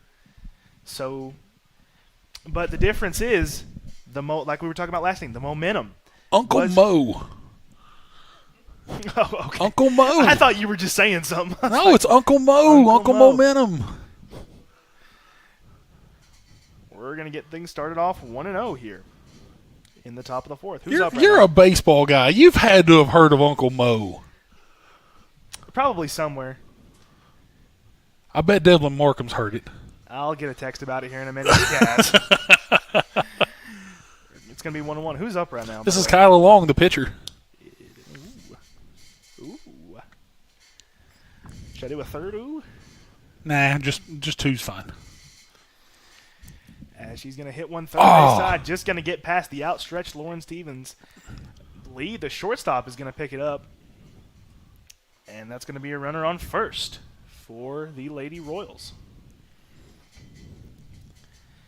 You think they call that a base hit, you would think, right? Probably. Say your PA stuff. I know you want to. Now batting number 55, Carly Brabson. I would grant that a hit, yes. It did go off the edge of Lauren Stevens' glove, but that's probably going to go down as a... Carly Brabson pops one up on the infield. Go to Shoemaker second. Can't grab it, but they're going to toss it to second for the force out. It's going to be one out on the fielder's choice. So now my question to you, Johnny, right there is, do you consider that an error and then fielder's choice or just a fielder's choice? I'm not really for 2 scores on one play. That's just a fielder's choice in my mind. I'm okay with that. As up steps Sarah Wilson for the Lady Royals. And plus it makes, scorekeepers score for the home team. You know, you'd want the home team to get it. Tailor-made double play ball. Going to bobble it a little bit, and both runners are going to be safe. Now that's going down as an E6. That's an E6. With very little doubt in my mind. Now batting number 11, Carly Baker. So now runners on first and second, as up steps the 8th grade catcher, Kylie Baker. Carly Baker. You were close. Carly. That's right in front of you. Come on now. I'm trying to be smooth with it, man. I'm calling you out. I'm sorry. First pitch is going to be a bunt down the third base line. Stevens going to field it. Fires to first. Not in time. That was a great placed bunt. Run's going to score there. Gives the Lady Royals a 1-run lead once again, 6-5.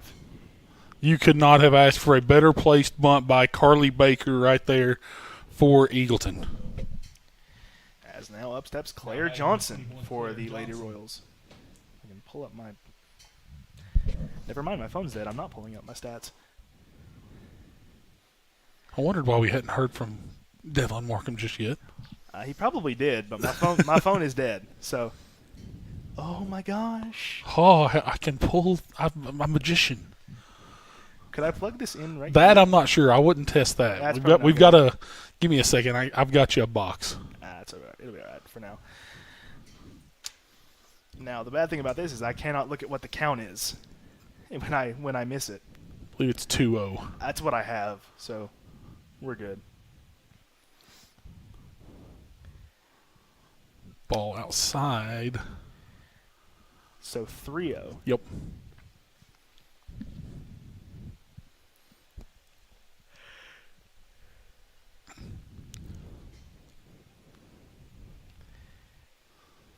And she's going to chop one right back towards the pitcher. Duncan fires to first in time for the out. So that's going to put runners on second and third, but there are 2 outs now in the inning. And up steps, I believe that's Lila Campbell for the Lady Royals. You're correct. Runners on second and third, 2 outs here in the top of the 4th. First pitch, runs in and gets her. Bases loaded for the Lady Royals. Now batting number 8, Cassie Spears. As up steps Cassie Spears. Actually, it looks like we may have a pinch hitter coming in. We just got to get a look at the number. It's like 20. So you're the one that has it. Yes, I do.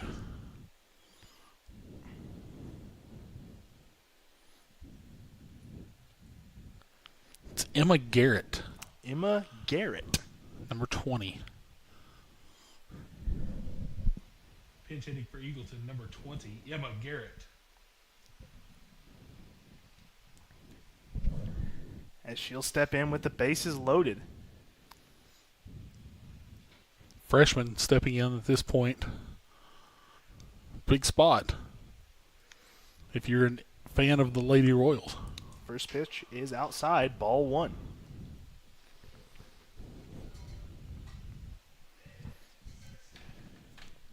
What's the score looking like in baseball right now?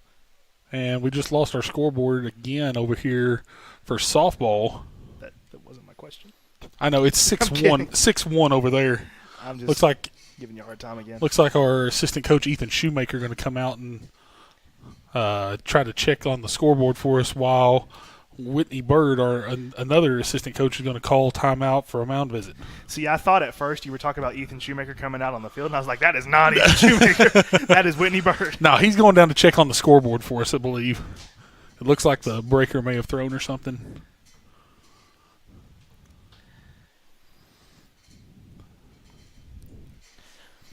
taking our positions Yep, again. there we go. He's got it back for us. Whee! Good heads up by Coach Shoemaker. That does say 6-5, correct? That is correct, yes. That looks like 5-5 from where I'm sitting. But Yeah, the lights on the bottom half of the 6 are not great. like I said, it was probably a me problem. Swung on, fouled off. I believe that puts us at 2-1.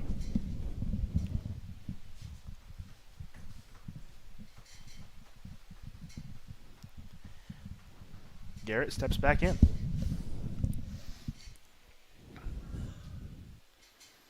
And she's going to ground one back to the pitcher. Duncan's going to fire to first, and that'll be the third out on the 1-3 putout. We'll take a quick break and be back for the bottom of the fourth here on the Oneida Indians Network and the IH Sports Network. Respect, compassion, integrity, commitment, community. Those are a few of the principles that guide Mountain People's Health Councils in everything we do. We respect our patients and their need for quality health care. We have compassion on those that are sick and hurting and need help. We are committed to do everything we can to help those in need. And we're focused on providing our friends, family, and neighbors with the very best health care available. Relive the moments that made history, on the field, in the gym, and across our community. From thrilling game-winning plays to unforgettable graduations, SFN has over 1,600 videos ready to watch anytime. Join sfn.tv for just $4.99 a month and unlock decades of local memories. Want to own a piece of history? Visit shop.sfn.tv for digital downloads and DVDs of your favorite events. Subscribe or shop today at sfn.tv, your home for local sports and community memories.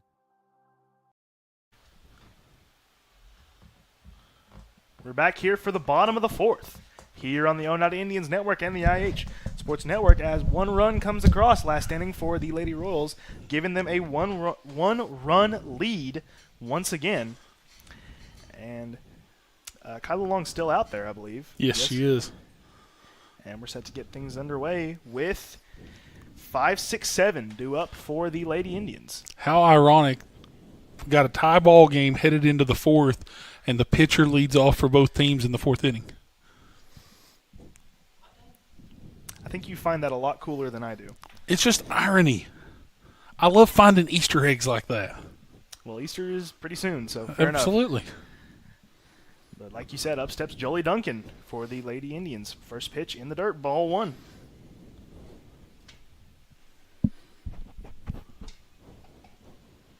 See, I used to be like that until I realized there's too many moments like that for me to just keep looking Nah, I pick them out. I can't help it.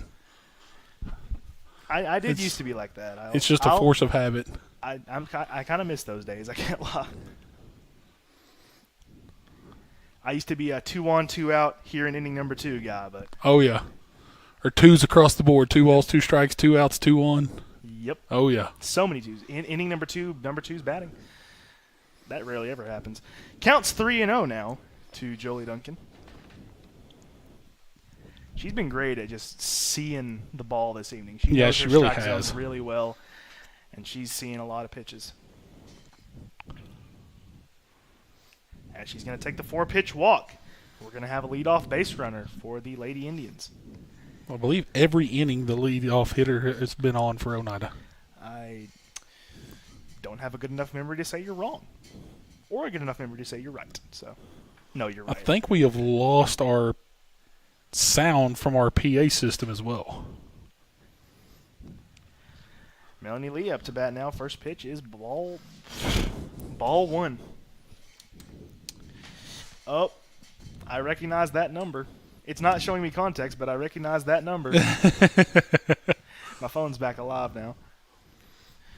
2-0 count to Melanie Lee now as she steps back in.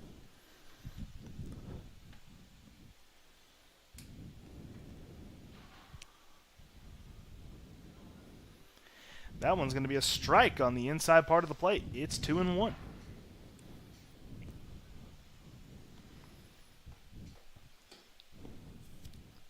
My phone's being really slow. I'll get that message pulled up in a second. You're good. that's ball 3 as Duncan's going to move up to second base. Nice heads up by Jolie Duncan. As soon as that ball got past the catcher, she realized that Baker had no idea where that ball went to. And that's going to be the ball game for Kyla Long. All of a sudden, in the middle of an at-bat, I believe this is going to be the ball game for Long. It looks like Brabson may be coming in to pitch. You don't see that a lot of substitution in the middle of an at-bat. No, you do not see that very often at all. Especially on a 3-1 count. And that may not be the case. He may be waiting. He may be telling her, get back out there, finish this at bat. Let's see what you can do. And then, if something happens, then we'll make the change. But right now, she just seems very flustered.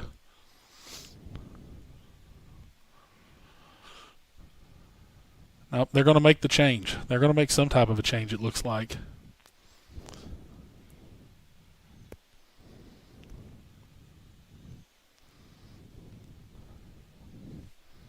Looks like Claire Johnson, the third baseman, is now heading out to right. And number 11 did something. Brabson is going to come in to pitch. Long is going to go to third.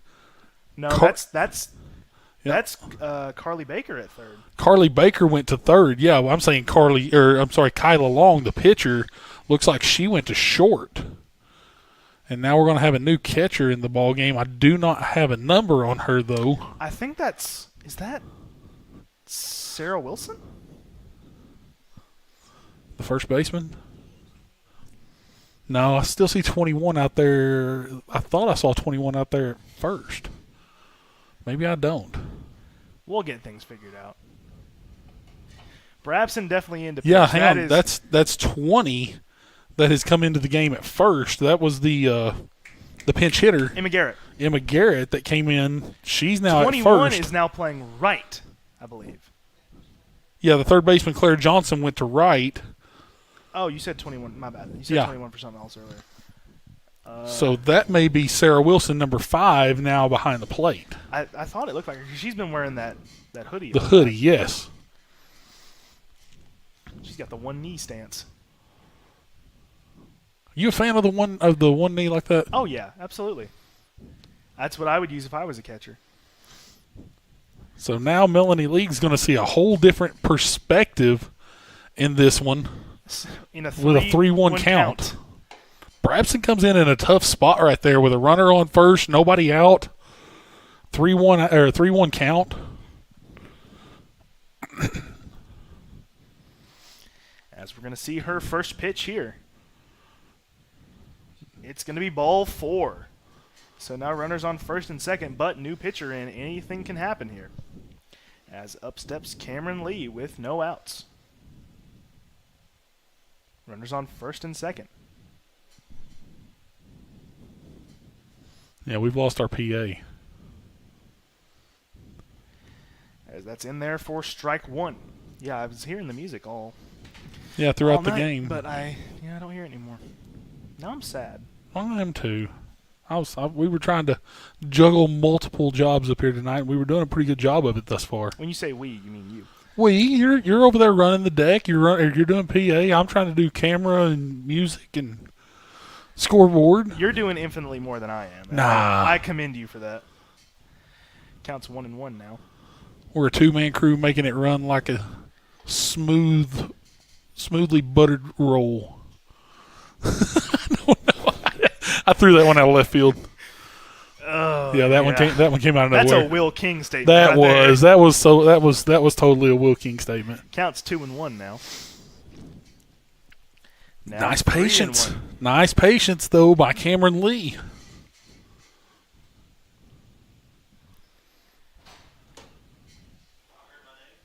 No, you didn't. Nothing, Will. No. Base is loaded now as Will King has entered the room, ladies and gentlemen. You didn't hear your name, I promise. I'll go back and watch the broadcast. No, you won't. Now batting number 24, Lauren Stevens. As now the base is loaded once again for the Lady Indians with Lauren Stevens up. That one in there, strike one. Yeah, Brabson not showing the break of the cutter or anything, but it looks like she's going to just try to pound the black of the strike zones here against the Lady Indians. As Stevens is going to foul one back our way. It's going to be 0-2.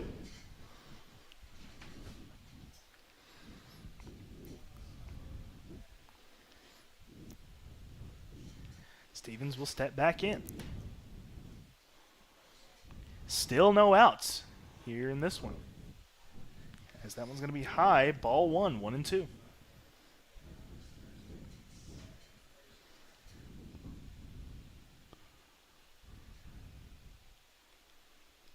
(6-5). Eagleton leads, but Oneida threatening here in the fourth. As the next pitch is going to be high for ball two. Now things even up at 2-2. I think she was trying to go right at Lauren right there with that one, but both times she's held onto that ball just a little too long, and that ball's raised up in the strike zone. Great battle at the plate by Stevens. Now seeing a full count. Still with no outs and the bases loaded. That's probably the third or fourth batter now for Oneida tonight that's went from an 0-2 count to working it back full. Yeah, you're seeing a lot of patience out of the Lady Indians tonight. Something we've talked about all season. And that's ball four. That walked in a run. It did. Lauren Stevens is maybe a little confused on that one. I think she was there for a moment, but she just walked in an RBI and tied this game up for the Lady Indians. Huge plate appearance there for Lauren Stevens, and now the number 9 hole hitter, Shiloh Shoemaker, in. Still with the base loaded, still with no outs.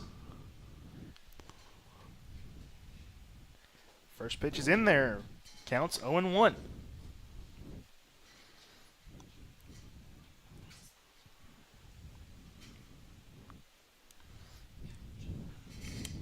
Bases loaded. Swung on, strike two. That's a nice pitch by Brabson. Nice cut by Shiloh, just a little bit underneath that one. Now the question is can Shoemaker work back from that 0-2 count again like a lot of the Lady Indians have tonight? She's going to foul one off. And it's going to remain 0-2 for the time being. 6-1, the Indians are leading Gatlinburg-Pittman right now in the baseball game. Looks like bottom half of the sixth. So that one's close to being over. As there's a ball, 1-2, and that may be the beginning of what you were talking about. The patience at the plate. And Can she work it back in? They may be able to battle back here. Next pitch is going to be a ball as well, even up 2-2. I like the patience. The virtue. They're finally starting to see a little bit of the virtuous patience. And look what it gets you. Exactly. We were in a tie ball game in the fourth and still threatening. Look here. Diving play by the first baseman. Going to just take the out at first. It's a 3-4 put out, but it does drive the go-ahead run in now. The Indians lead 7-6. And it leaves two runners in scoring position. Absolutely. For the leadoff hitter, Lillian Haley. And Lillian Haley, again, she's been very good at the plate thus far today. I need to look at her stat line on the day real quick. 18, Lillian Haley.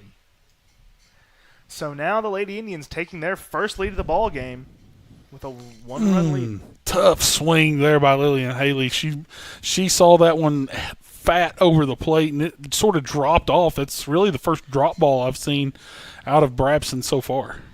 Lillian Haley 2 for 3 on the day. That one's going to be high and out, 1-1.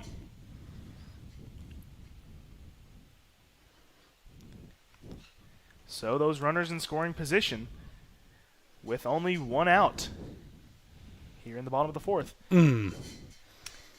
Nice cut. Good cut. They're going to try to back pick there. Unsuccessful. But the count moves to 1-2.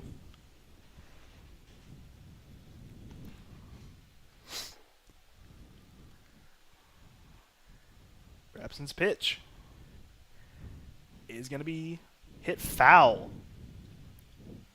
Rolled all the way to the baseball field's fence. Count remains 1-2.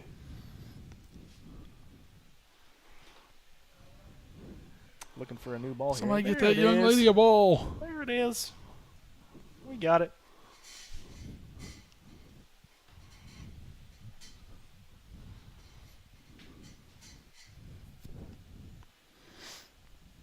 Rabson steps back on the rubber. Here's the pitch. As Haley's going to ground one to the third base side. Going to fire over to first. Solid play by the first baseman there. And that's going to be the second out of the inning. But another the run does score. Exactly. Another run comes in on the 5-3 putout. And now the Lady Indians lead by 2. 8-6. With 2 outs now. How about the last 2 innings by the Lady Indians? Just grit, grind it away, 60 feet at a time, a lot of the time, but it's paid off. And almost a money ball approach here, as a lot of those base runners just coming from walks and seeing a lot of pitches. Ashlyn Cotton now stepping in. First pitch is a ball, 1-0. That runner just 60 feet from scoring. As she's going to take a swing there, and it's going to be 1-1.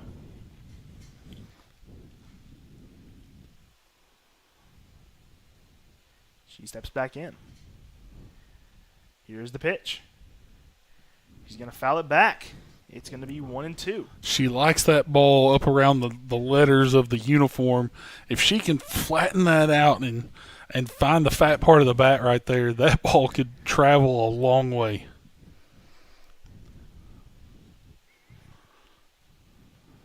As that next pitch is going to be high. 2-2 now to Ashlyn Cotton. We're seeing a lot of 2-strike counts in this one, but we're also seeing a lot of battling back from 2-strike counts like you've been talking about. I think the most common count in this ballgame has been 2-2. And now we're seeing another full count here. Full count right up there with it for the most common count in this one. We've been waiting on one of these games like this for the Lady Indians all year long. As the payoff pitch. Oh, that's right down the heart of the plate. In there for strike 3. But a 3-run inning by the Lady Indians gives them a 2-run lead. And they're going to try to maintain it in the top of the 5th. And we'll be back after the break here on the Oneida Indians Network and the IH Sports Network.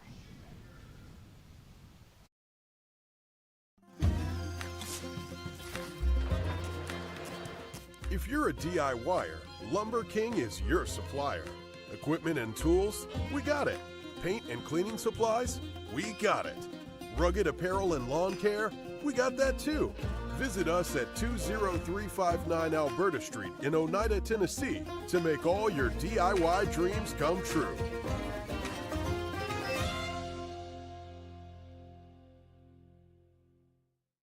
Home-style cooking with friendly service in a relaxed atmosphere.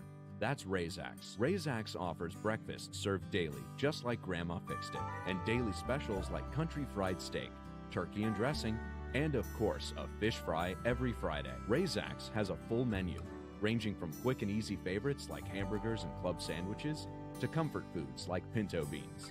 And you'll love something off the grill, like grade A cut sirloin, ribeye, or shrimp kebabs. Razax. Country cooking and great steaks. We're back to begin the top of the 5th here on the Oneida Indians Network and the IH Sports Network, as we saw the Lady Indians take a 2-run lead last inning after a series of solid, patient at-bats. And now they're looking to maintain that lead through the 5th inning.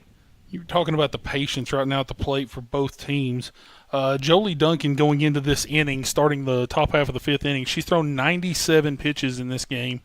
The duo of Eagleton's Kylie Long and Carly Brabson have now thrown 142 pitches. Combined? Combined between the two. So, yeah, we've seen 239... We've seen nearly 240 pitches in this game already. Well, that's just pretty common for softball. That's pretty par It is, for the course. but I don't know about it going into the top of the 5th. I don't know about that. Yeah, you're right.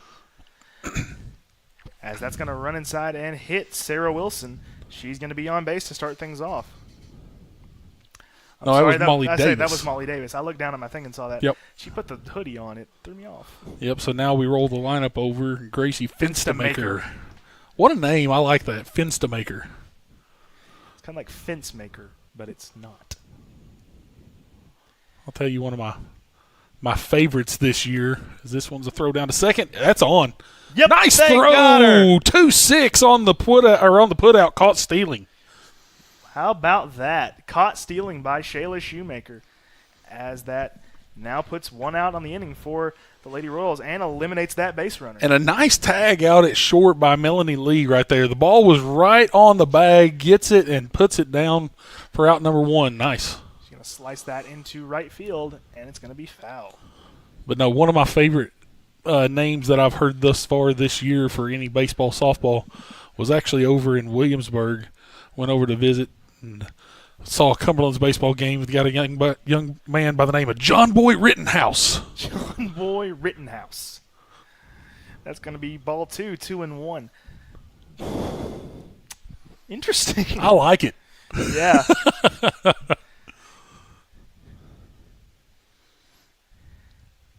That's going to be in the dirt, 3-1. Now to Finstamaker. We've had some interesting ones up here, but I can't think of any at the top of my head. If one comes to me, I'll let you know. As there's a ground ball, Nice first base pick. side, good play by Shoemaker for the unassisted putout, and that now has 2 outs in the inning for the Lady Royals. So the Lady Indians may be looking to get out of this inning with no damage done, get those hot bats back up there. Technically, it would still be a 1-2-3 inning if they can put Long on the bench here with a putout. The first pitch to Long. In there, strike 1. Right down the pipe. Jolie Duncan starting. It looks like she's really starting to settle in right now. Although her pitch count's well over 100 now, it seems like 104. Yeah, now it seems like she's really starting to settle in, find that strike zone. There's a fly ball hitting to center field. Cotton on the move. And she made the What a catch! What a play by Ashlyn Cotton, ranging to her glove side there in the right center field gap. And Ashlyn, I said I'd say something good about you. I'm saying something good about you. That's a heck of a play right there by Ashlyn Cotton. And that is a 1-2-3 inning, technically. And we'll be back after the break for the bottom of the 5th here on the Oneida Indians Network and the IH Sports Network. Forget the bucket. Stop buying those expensive car care products. For a supreme clean, visit TNT Car Wash in Oneida. TNT Car Wash features the latest in automatic car wash technology. Our wash bays offer friction or touchless options that are tough on road grime, but gentle on your car's finish. These feature-packed automatics give you complete control of the wash. Want to wash it yourself? TNT also has traditional wash bays. And don't forget the interior. Both vacuum and shampoo stations available. For a dynamite clean, TNT Car Wash Oneida. A local bank puts its customers first. A local bank is committed to giving back and being a community partner. A local bank is with you every step of the way and celebrates your success. A local bank is a familiar face that treats you like family. A local bank is big enough to serve you and small enough to know you by name. For 120 years, First National Bank has been Scott County's local bank. First National Bank, your family, your future, your bank.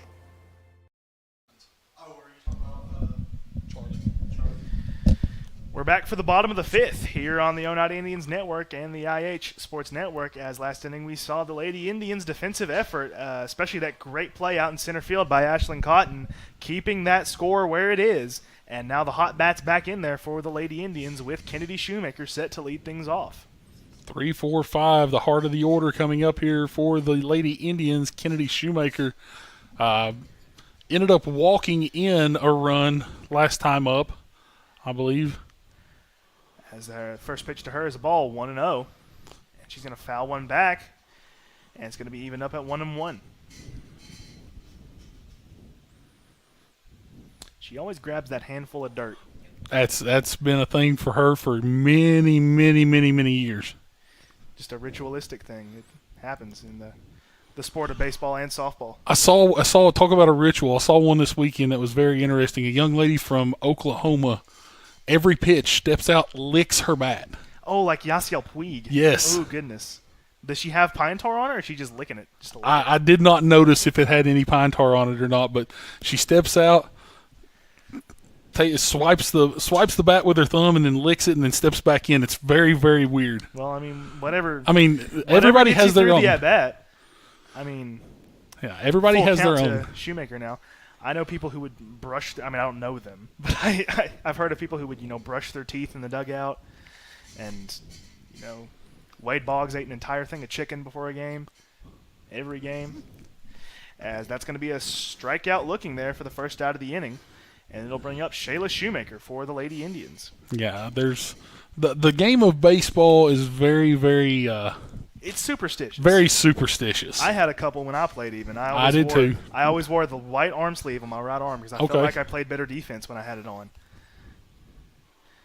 As there's a foul ball right field side. Count's going to be 0-1. I never touched the chalk when I went out to play first. Never touched the chalk. Okay. That was one that was a big thing for me. When you're stepping onto the field, never touch it. I mean, I did that as well, but I saw it more as a on-the-field respect thing. As there's a base hit up the middle, Shoemaker's going to be a base runner here with one out. Just a solid fundamental swing up the middle. That's what you love to see as a hitter. Shoemaker going to get a courtesy runner once again. Looks like number 19. That's Cadence Llewellyn again. Into courtesy run as now up steps the pitcher Jolie Duncan. Try to help out our own cause once again. Get that team a couple of insurance runs going into the next inning. As there's a swing there, it's going to be 0-1. I did an entire research paper on the superstitions of baseball one time. Really? Oh, yeah. I'm sure you found some amazing ones at that point. Well, I talked about the Wade Boggs eating chicken, count 0-2 now, the Soto shuffle. Oh, yeah. I mean, like I said, that guy, he was a pitcher. He'd brush his teeth in the dugout. I think it goes over all sports, though. I don't think it's just baseball, just softball. Well, as Duncan goes down strike three swinging. Well, I lied a little bit. It wasn't just about baseball. It was about sports in general. Correct. But I was a baseball player, so I focused on baseball. And also, that one has the most amount of anybody. Melanie Lee up to the plate, takes first pitch for a strike. I was going to say, because we definitely had them in football as well. So. Yeah, well. I wore the same undershirt underneath my pads for 4 straight years. That's disgusting. As now ground ball, second base side, fires to first for out number 3. As no runs are going to be scored, and we're going to head to the top of the 6th here after the break on the Oneida Indians Network and the IH Sports Network. If you vape, you could be inhaling toxic metals into your lungs. To show how scary that is, we made metal monsters. With special effects that show metal particles being inhaled. And music that would have made your heart race. But nothing is as scary as the facts. Vaping can deliver toxic metals like nickel and lead into your lungs. That's metal in your lungs. Tail sleep. Scenic Foods is about freshness, with meat cut in-store daily and special cut upon request. A deli that offers fresh meats and cheeses sliced to your choosing. A produce department offering fresh fruits and vegetables, and of course a full line of competitively priced groceries to meet your weekly shopping needs. Scenic Foods is about value and convenience. Don't have time to cook supper? Try our cheese sticks, pizza, and wings, as well as our fresh-made desserts and side dishes. Need to fill an empty pantry? We have all you need at Scenic Foods, located at 7352 Baker Highway in Huntsville.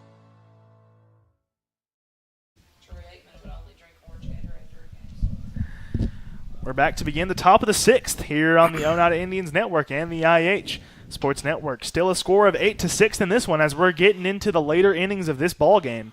Lady Indians looking for that first district win here tonight against the Lady Royals of Eagleton, who they will go and visit on Thursday.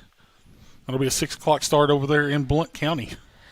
As now the current pitcher, Brabson, steps in. First pitch is ball 1.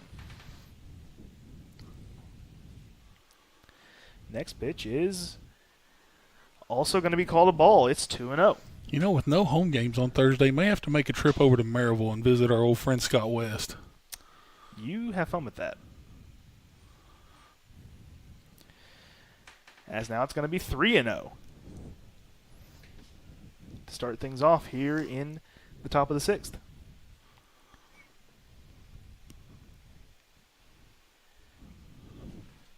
Right down and the pipe. that's going to be a strike. And now it's 3-1 to Brabson.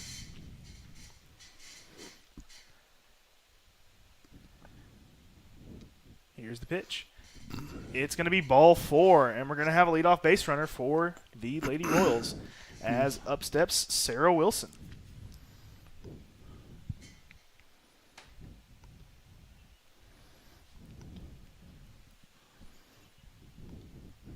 Wilson stands in 1 for 3 today. As Brabson's going to take off for second to throw down. Brabson will be in there. Pulls into second with a stolen base. It looks like the gentlemen have earned a 6-2 win tonight over the Highlanders of Gatlinburg-Pittman.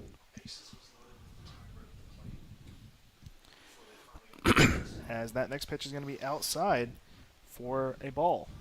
Brabson not hesitating at all on that secondary lead out there at second. I noticed that, but I wasn't going to say anything about it. Oh, no, I will. Count moves to 3-0 now. That's all part of the game right there, and that's always that's a mind thing with the catcher. You really mess with a catcher's head sometimes doing that. You never know when she can take off. Just like that. Right, you said it. I did. So now tying run on first for Eagleton with nobody down. After the walk. And that puts runners at the corners. And Carly Baker, I almost said Kylie Baker again. Carly Baker stepping in now for the Lady Royals. Baker 1 for 2 on the day. The third baseman at the moment, I believe, correct? Believe so, yes.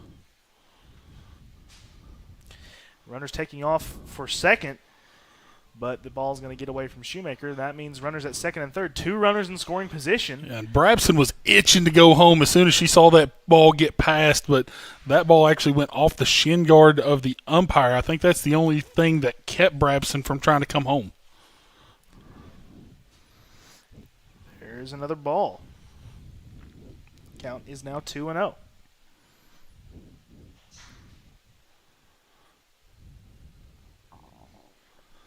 Sun has went down, and it is definitely cooling off out there. As you can see, as we can see it from up here, the first base coach for Eagleton's been down there hopping around, doing some jumping jacks and everything, just trying to stay warm.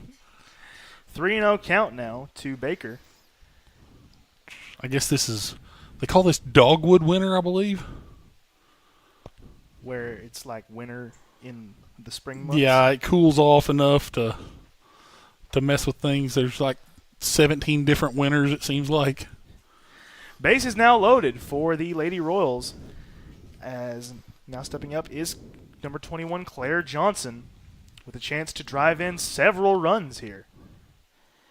First pitch swinging, and it's going to be strike 1. And right there, Shayla Shoemaker doing the right thing, looking her back, but there's no sense to throw down at first. She can't go anywhere because she's got a runner behind her. Go home. There's a chop to first base side. Kenny Shoemaker almost not on the bag, but they do get the out. However, run comes in, and it's now a 1-run ball game. Yep, Jolie Duncan was just trying to get the – are they saying that she was off the bag? Because the runner still stands at first. I don't see how they're going to go talk. I saw, well, from our angle, it looked like Kennedy got back to the bag. I'm not sure if we got it on the cam. I apologize for that. We were Well, we'll see. We're going to call her out. Yeah, yep. I believe that's the right call. So now just runners at second and third with 1 out. But it is a 7-8 ball game. So runners advance 60 feet. The run does come in, making it 8-7. There is 1 out. Now Oneida's still with the lead. And 2 runners in scoring position. Don't forget that part. And now Eagleton's coach going to make his claim as well now. And the head umpire says, nope. Well, I think he was saying something about her rounding first. You shouldn't be rounding first on an infield grounder like that either way, so there should be no type of obstruction call at first either way. No, definitely shouldn't be rounding first on that one.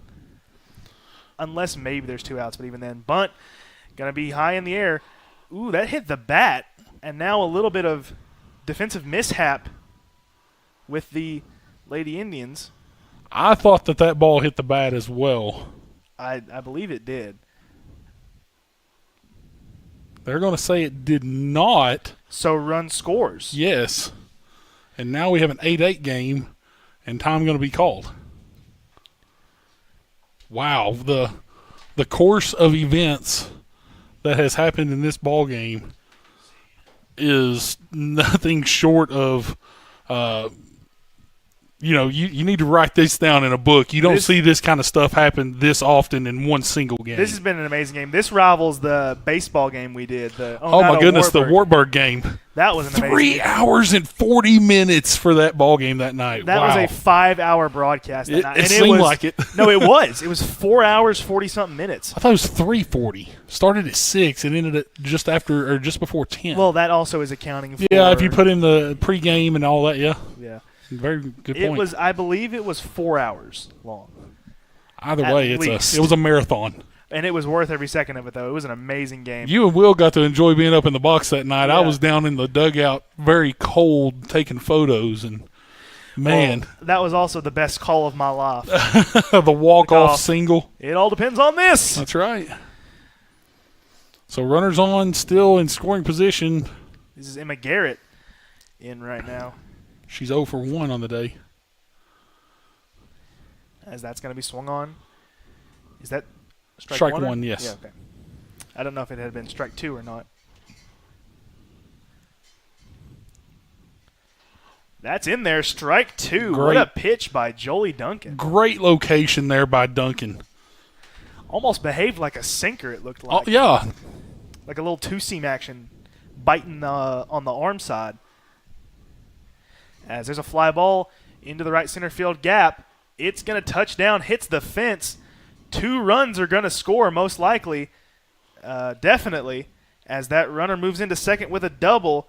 And 2 runs score, giving the Lady Royals a 2-run lead. Again, it's now 10-8. Still only with 1 out.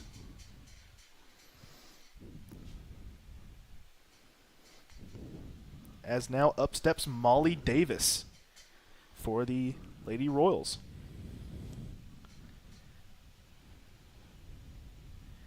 So now that 2-run lead puts the Lady Indians in somewhat of a position here, especially with another run in scoring position and only 1 out. Not a great position to be in if you are a fan of the Lady Indians, as that ball's going to get away, and that runner is going to move up to third, now just 60 feet away from scoring.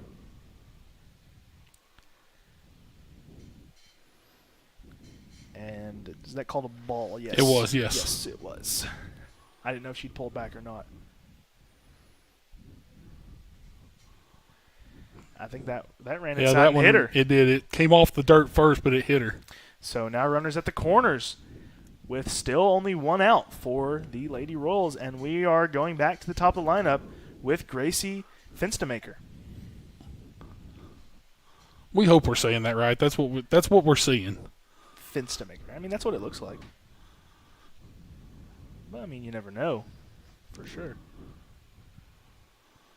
Runner's going to advance to second with no throw.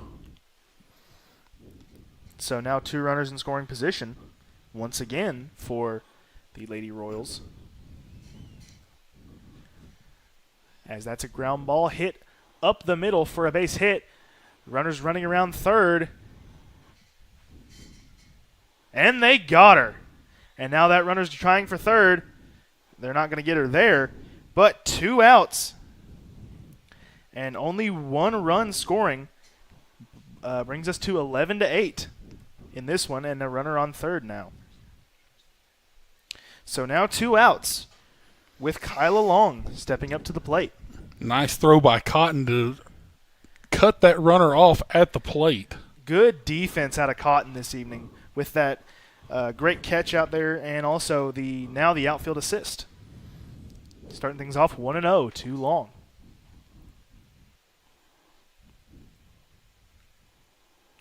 Next pitch. Nice pitch. Ooh, But it's going going to be called a ball. 2-0.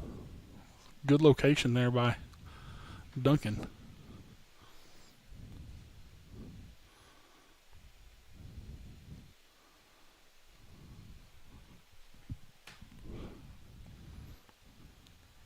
Pitch is going to get away from Shoemaker. The runner's going to attempt to come home. She'll make it. Now 12-8 as the Royals lead by 4. So now no runners on. And a 4-run lead for the Lady Royals. But 2 outs in the inning. Talk about a back and forth contest here tonight.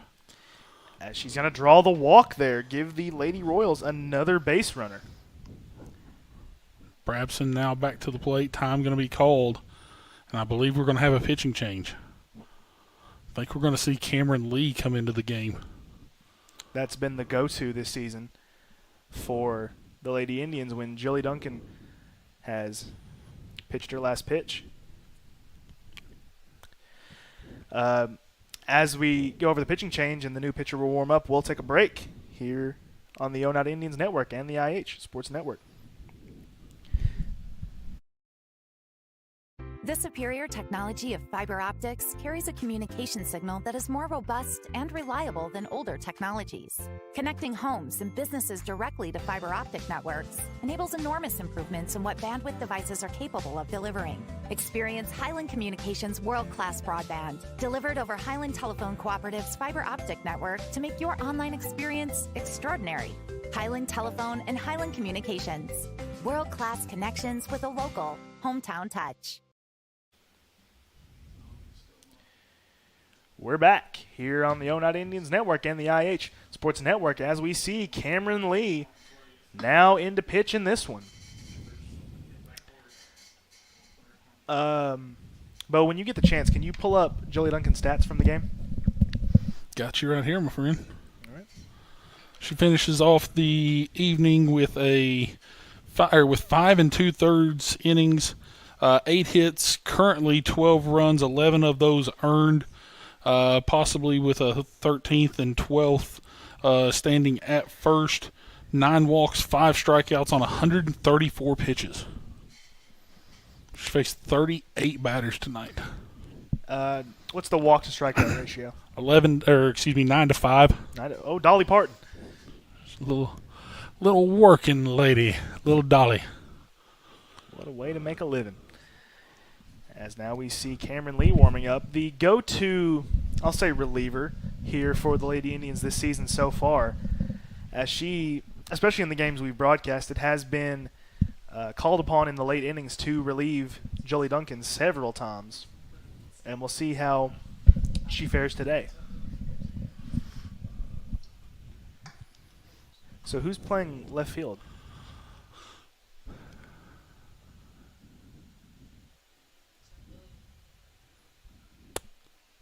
We'll find out here in a minute, most likely.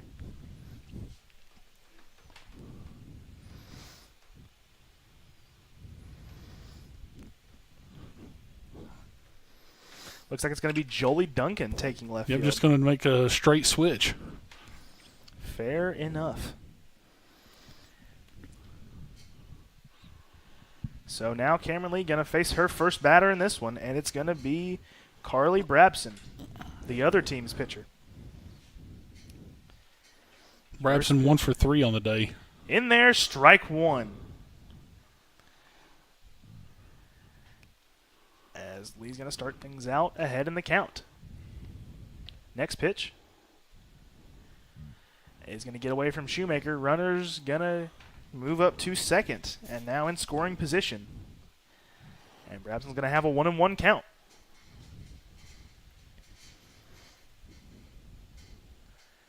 That one outside. It's going to be ball 2.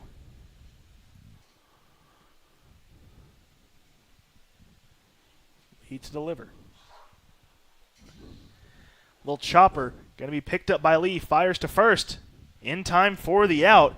And that's out number 3 in this one.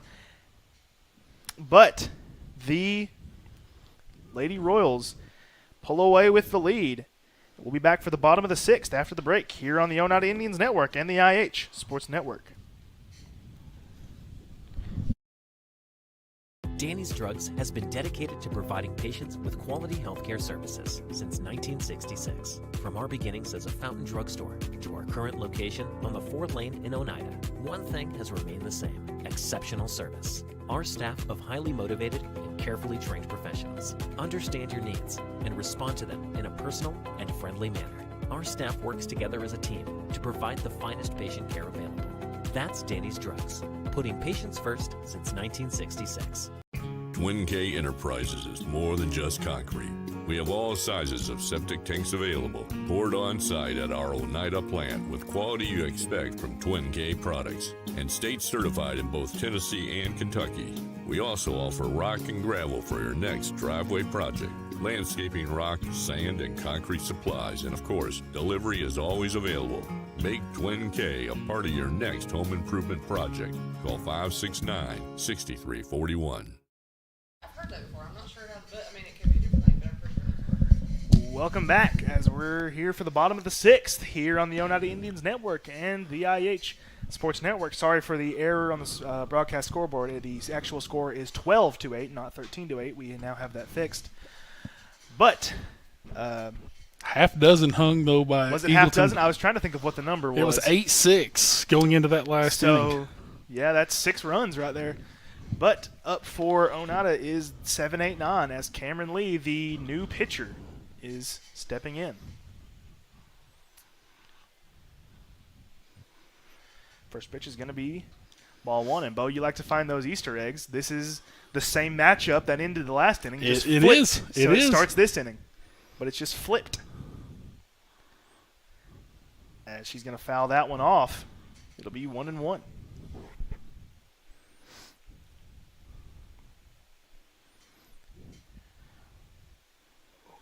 I've noticed something about the Eagleton pitchers as well. Both Long and Brabson like to go back and get a little chalk on the hands after so many pitches. Just a little grip improvement. It's like rosin. Yep. As you see there, she just went back and did it once again. Count 2-1 to Lee now. As that one. I got it. I think that landed in the concession stand. That's going to be 2-2. I was afraid that was going to hit me right in the face. There's glass right here. I'd be fine. Talk about wild. I've actually caught one like that in a press box one time. Was there no glass? Did you have a window open? We had that open. Had it open. Somehow it made its way in. Count even 2-2. The pitch is going to be high. It's going to be a full count. 3-2.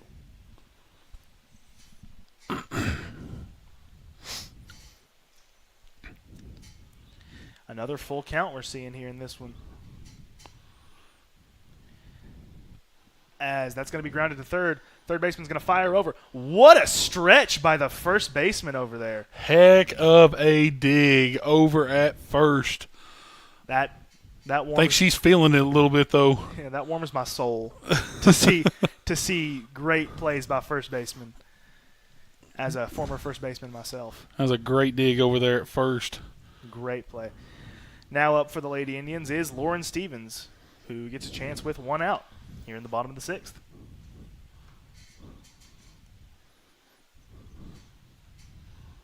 First pitch in there, strike 1. Going to be 0-1.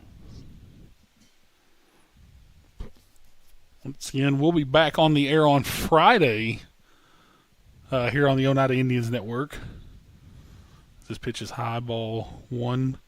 Back on the air on Friday, Johnny will have the baseball Indians as they will host the Blue Devils of Jellicoe on Friday. I actually forgot about that, so thank you for mentioning that. You're very welcome. That's going to be swung on for strike 2. Count moves to 1-2. Indians got a win earlier on this season over at Jellicoe. I believe it was a 15-2 victory. Is that where Gabe Brennan hit his home run at? I believe so. Known power hitter Gabe Brennan. Yeah. I'm being sarcastic. You can't tell. I believe he and Frazier both had one that night. Gabe's an amazing hitter, but I've never known him for his power. But, hey, he hit one dead center out of there. That's going to be swung on for strike 3, and now 2 outs in the inning for the Lady Indians with the 9-hole Shiloh Shoemaker set to step in. Now they're going to have to get something going down to their last 4 outs, trailing by 4. It's another one of those little Easter eggs you like to find. That first pitch is going to be in the dirt, ball 1. Starting things off 1-0. With number 22 at the plate. What's 2 plus 2? 4. Oh. You sound like a conspiracy theorist now. I just like to find the eggs. Next pitch, same location, is 2-0.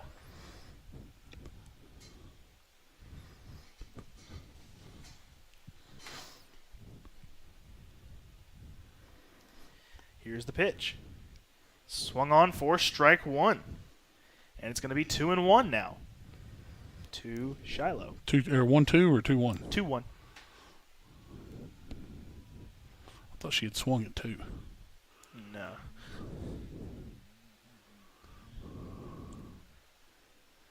Oh, that's we're even at correct. 2-2. That's correct. I apologize. We will not have that game on Friday. Forgot about that, as our tech man will actually be helping with another broadcast on that evening, so apologize. As that's going to be swung on for strike 3, and that's going to be the 3rd out of this one, as we're heading to the final inning of this one after the break here on the Oneida Indians Network and the IH Sports Network. Since 2004, we have had the privilege to treat and forge relationships with so many in our community. Over the years, it has been our goal to provide caring, effective, and professional care to the people of Scott and surrounding counties. From the sidelines to the clinic, our staff supports the student athletes and coaches of our schools. As we celebrate 20 years of South Fork Physical Therapy, we want to say thank you for trusting us for all of your physical therapy needs.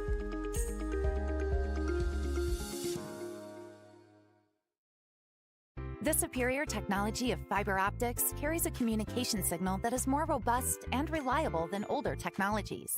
Connecting homes and businesses directly to fiber optic networks enables enormous improvements in what bandwidth devices are capable of delivering. Experience Highland Communications world-class broadband, delivered over Highland Telephone Cooperative's fiber optic network to make your online experience extraordinary. Highland Telephone and Highland Communications. World-class connections with a local, hometown touch. Welcome back, as we're set for the top of the 7th of what will is like I'm not going to say is likely, but could possibly be the final inning here in this one, here on the Oneida Indians Network and the IH Sports Network, as we're starting things off with a strike, 0-1 from Cameron Lee. There at the plate is Wilson. She is 1 for 3 on the day. My game changer's acting slow, so thank you. Now 0-2. And I apologize. We will not have that game on Friday here on the Oneida Indians Network or IH Sports Network, as the Friday is the beginning, as this one's grounded towards short. Lee bobbles it. She'll try to make an attempt to go to first, but not in time, as there's another leadoff base runner for the Eagleton Lady Royals. But on Friday is the Scott County Auction and Telethon on Friday night, as our tech gurus Clayton Posey and Greg Bond will both be busy with that on Friday night, so we apologize. We'll try to make that game up later on in the season. As now to the plate, that's Carly Baker. I keep wanting to call her Kylie. I keep doing it, but it's not Kylie. It's Carly. And they still had time, so they're not going to. It's going to be a no pitch. No pitch. That runner still standing on first. That one's going to be outside. We're going to start things off 1-0 to Baker. 2-0, excuse me. Either hadn't seen that first pitch or they're counting that other pitch. I didn't think they were going to call it either. Well, they did it with Kennedy Other. That's sky deep into the air. left field side. It's going to land foul. Duncan giving chase, but it will land in foul territory. Moves the count to 2-1.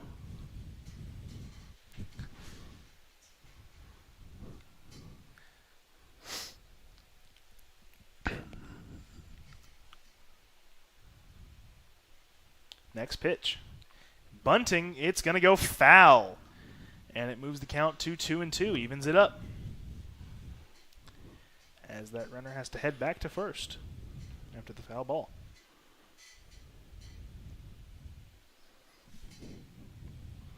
So the 4, 5, 6 hitters due up in the inning for Eagleton. They've done a little bit of damage this evening offensively. As there's a fly ball left field. As Cotton can't snag it, and Duncan's going to pick it up and toss it in, and she's going to get it in quickly to keep those runners at first and second. But still, no outs in this inning for the Lady Royals. Cotton almost had it. I definitely thought she could have after that great catch. Yeah, I think it actually went off of her glove. Mm-hmm. So over here in right center. She was covering a lot of ground, though, right there to make that catch. However, good heads-up play by Duncan as there's a foul ball lined over to the third base side. It'll be 0-1. Good play by Duncan, though, to heads up, grab the ball, toss it in. Yep, keep those runners at first and second. Held them to just 60 feet.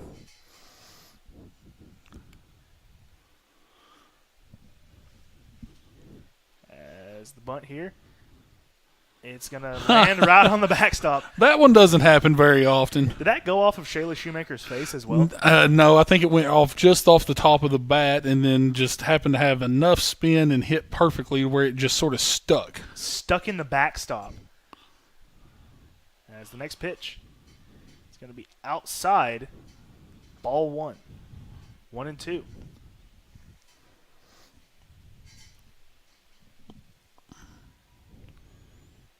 Who's this up, by the way? It's Claire Johnson. Evens things up at 2-2 now.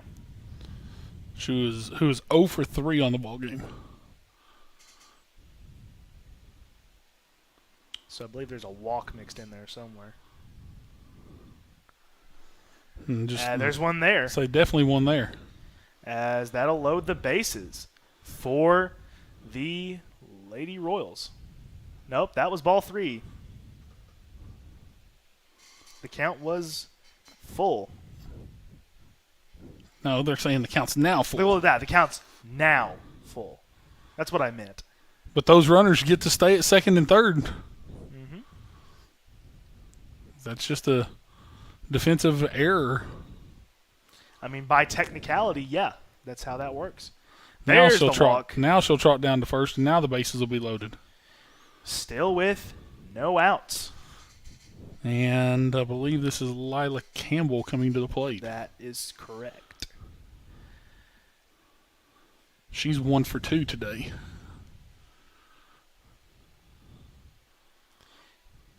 And that's going to get away from Shoemaker. And there's an insurance run for the Lady Royals. As those runners stay on second and third. And now they lead 13-8. 5-run lead. But we've seen the Lady Indians come back down 5. So absolutely. Maybe looking to see even more insurance in this inning. As after the foul ball, the count is 1-1.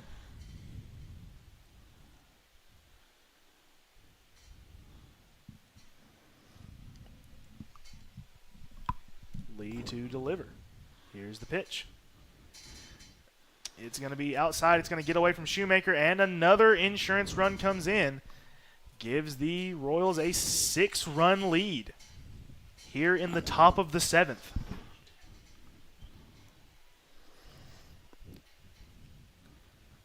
That runner now on third. Still no outs. As we're bunting.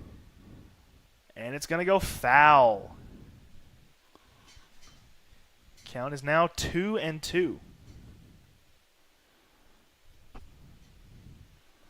Don't see the bunt being on here now. With 2 strikes, absolutely not. Unless you have 100% full confidence in your hitter to lay down a bunt still in fair territory. Which I don't know. But with bunting with softball, it's just so unpredictable. But by George, they did it. Yep, and they're going to throw home. Ball came out of Shayla's glove. She's safe. Runner's going over to second, and she'll pull in. So now a 15-8 lead for the Lady Royals as that lead just keeps growing. Tough break there for the Lady Indians. I mean, that's just like, I don't know if that's even something that's in your control at that point. And it's just, once again, it's just a tough break. As there's a pop-up on the infield. Stevens calls it and has it for the first out of this inning. That runner stays at second. That was Emma Garrett batting, by the way. As now, that would be Molly Davis up to bat. Gets away. Runner's going to go for third, and she makes it in.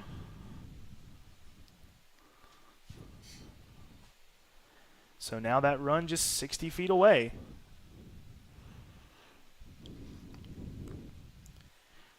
The ball almost gets away, but kept there. So now 2-0.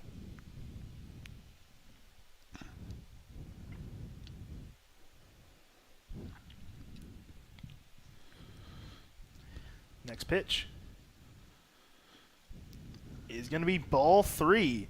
So now a 3-0 count to Davis. A walk here would put runners at the corners with 1 out, which sets up double play potential, but also could mean more runs scored. But there's a strike, so we're going to see things 3-1.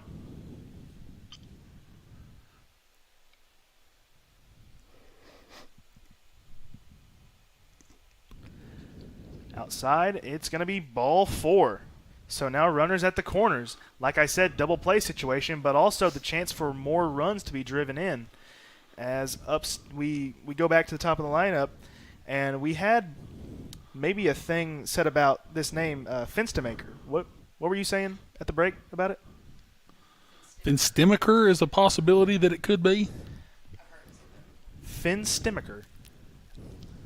I mean, I'm sticking with Finstemaker because I don't know for sure. It just sounds better. But it's easier to say. Ball pulled foul, 0-1. And we apologize if the family's watching and we don't understand the pronunciation. That one runs inside. Runners going for second. No throw. And now runners on second and third, removing the possibility of the double play.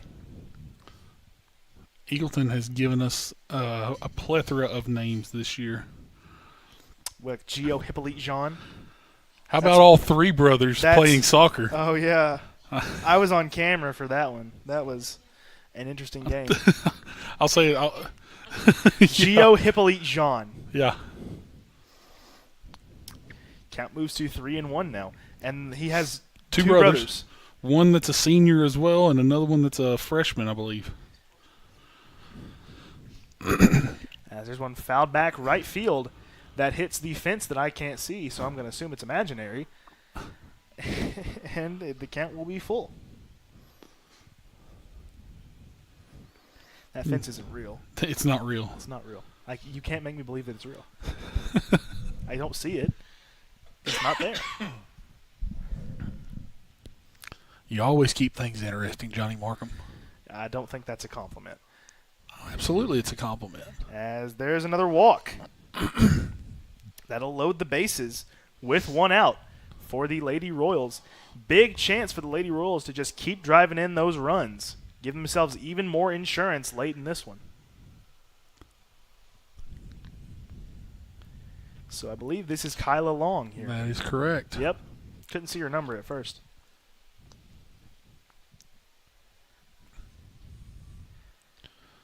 First pitch runs inside. 1-0. Lady Indians in desperate need of a couple of outs here to get out of this inning. Well, the double play is back in effect now. It is. With that runner on first. and actually at all bases. I was going to say, at all point, you got a double play at any bag now. Count moves to 1-1 after the called strike. If it's hit to the infield, it's step and throw. Or if it's in the middle between the bags, goes 2-1. As there's a ground ball hit up the middle. Cotton's going to field it and throw it in. That runner's going to try to score from third, and she will. 2 runs will score. No. It's going to get away, as now those runners are going to move up to second and third. 2 runs score, and now a 9-run ball game, as the Lady Royals may be running away with this one. Yeah, that throw may not have been necessary by Lee. I know she was trying to cut that run off at the plate, which is, every chance that you can to cut a run off, you can. But she was probably already in to the point where she was going to score. You just eat that one away and keep those batters at first and second. As there's one fouled off third base side. Starting things off 0-1 to Brabson. Brabson 1 for 4 today coming to the dish this at bat.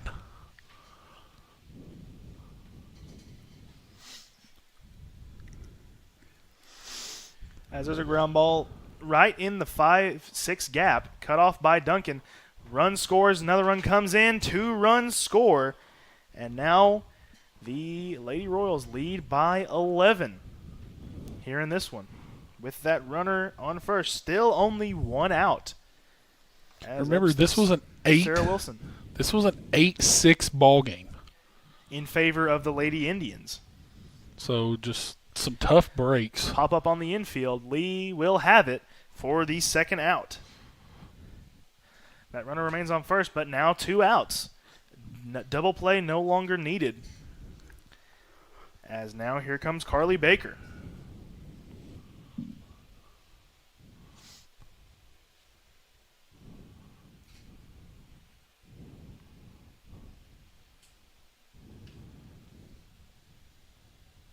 Here's the first pitch.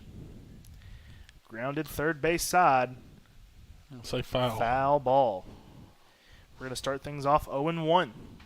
That was very close. That ball was hugging the bag. I was almost ready to call it fair. That ball was hugging the bag going down the third base line. I mean, literally just a quarter of an inch more to the right, and that's a fair ball. That's a fair ball off the bag. Yes. If it's a quarter of an inch more to the right. As that runner's going to take off for second, throw down. It's going to get away from the middle infield. Cotton's going to pick it up, toss it in. That runner moves up to third now with 2 outs. Brabson just taking advantage of any type of a miscue that the Lady Indians have had here in the inning. Check swing is going to be foul. She was trying her best to hold up that swing, but that one was just going to clip the ball as it went by. Moves things to 1-2.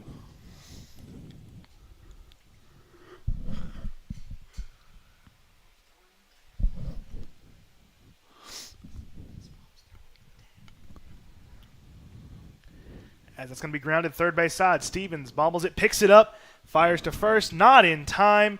Another run scores. It is now 20-8 with Baker standing on first base. Here comes number 21. That is Claire Johnson. As that one's going to be outside. Ball 1.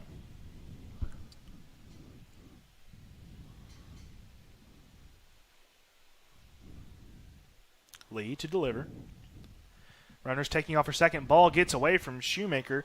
Counts 2-0, and that runner moves up to second base.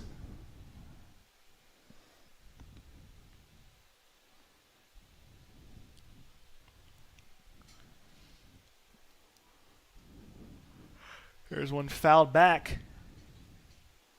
Right over the third base dugout. 2-1.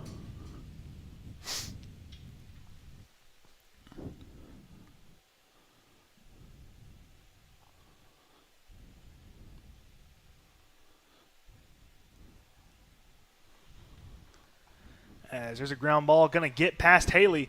Cotton's going to pick it up and toss it in. Another run scores. And another runner will be standing on first base. Score now 21-8. Lady Royals. As their monstrous inning keeps on coming. I believe this is Lila Campbell up to the plate. First pitch is ball one. Yeah, the last 2 innings for Eagleton have just been massive. I believe 9 runs scored this inning already. Yeah, it's 15 over the last 2 innings. Count 2-0 now. Moves to 3-0 after the ball inside.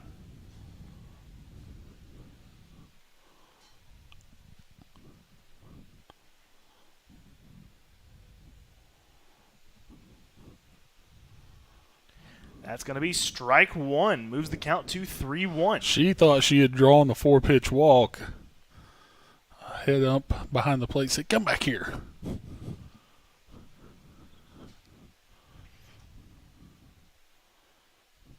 As there's the walk. It's going to put runners on first and second with 2 outs. As the Lady Royals may be looking to get even more into this monstrous lead. As now here's Emma Garrett.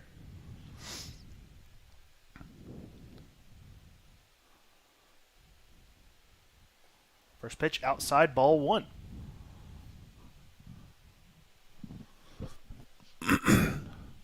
Again, the Lady Indians, they'll make the trip over to Blount County on Thursday for a rematch with Eagleton. As there's a line drive right past Stevens' glove. They're going to say it is a foul ball, though. Are they saying she didn't touch it? Correct. Okay. Makes things 1-1. Another one of those very close plays down the third base line.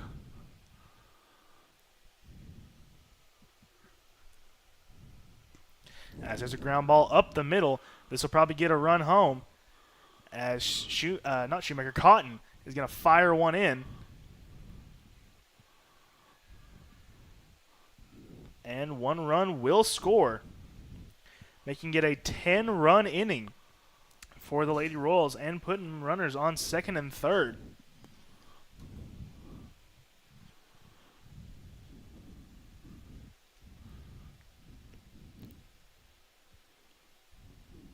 As up steps Molly Davis. How long has this inning lasted, like time-wise? I'm not sure. I didn't look at the watch before the inning started. As there's a ground ball off Cameron Lee's glove. Fires to first. They're going to call her out. Another 1-6-3 put out in the books. And that's out number 3 after what was an amazing inning for the Lady Royals. 10 runs scored this inning. They now lead 22-8.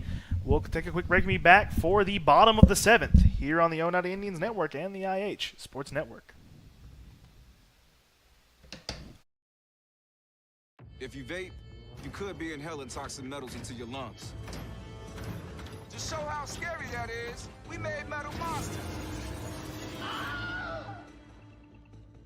With special effects that show metal particles being inhaled. And music that would have made your heart race. But nothing is as scary as the facts. Vaping can deliver toxic metals like nickel and lead into your lungs. That's metal in your lungs. Tail slate. Respect, compassion, integrity, commitment, community. Those are a few of the principles that guide Mountain People's Health Councils in everything we do. We respect our patients and their need for quality health care. We have compassion on those that are sick and hurting and need help. We are committed to do everything we can to help those in need. And we're focused on providing our friends, family, and neighbors with the very best health care available. Welcome back for the bottom half of the final inning here on the Oneida Indians Network and the IH Sports Network. Lily and Haley already starting things out 0-1 after a foul ball. Last inning, we saw a monstrous 10-run inning from the Lady Royals to extend that lead. Score now sits at 22-8. But the Lady Indians have one last chance here in this one. It will take a Herculean effort by the Lady Indians, but we have seen some strange things happen at this field over the last few years, I promise. Count moves to 1-1 now.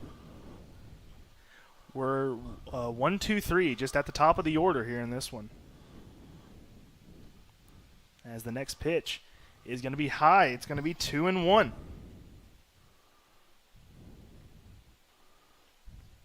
And another final tonight. This one at the middle school level. It was the middle school boys soccer team for Oneida getting a 10-3 win tonight over Cott County over at Jane Terry Hoffman Field here in Oneida. That's a high-scoring soccer game. Very high-scoring. Count 3-1 now to Haley. As she's going to foul one off first base side. First baseman's going to make the catch in foul territory for the first out. So the Lady Indians have 2 outs remaining in this one. And Ashlyn Cotton going to come to the plate. She's had a nice night out in the field. I mean, she made that amazing catch in right center. That outfield assist was impressive. Very nice outfield assist for sure. So maybe that'll inspire her bat here. And she might get a little rally started for the Lady Indians. She's 1 for 3 on the night coming into this at-bat. And she's going to ground one there. Third base side. Third baseman can't make the play. And she'll be safe. Maybe could have gone 2 there, but she's going to stay at first. Brings Kennedy Shoemaker to the plate. 1 on, 1 down here in the 7th. Kennedy 0 for 2 on the evening. Yeah, I believe she's drawn a couple of walks. Productive walks. Yes. I remember. I believe both actually may have. No, one led off an inning. The other one drove in a run. Like I said, both very productive. Yes. She came around to score later on in the inning on the first start 0-1 here. And now 0-2. Solid frame job there by the catcher behind the plate for the Lady Royals.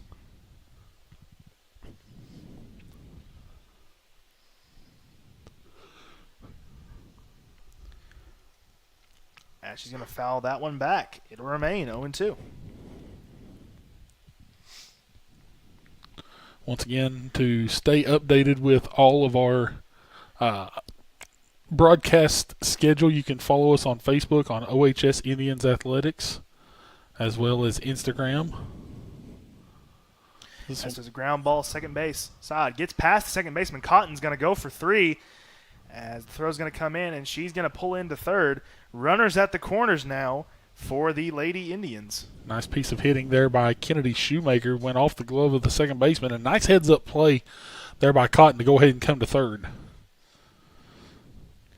As now up steps Shayla Shoemaker here with 1 out.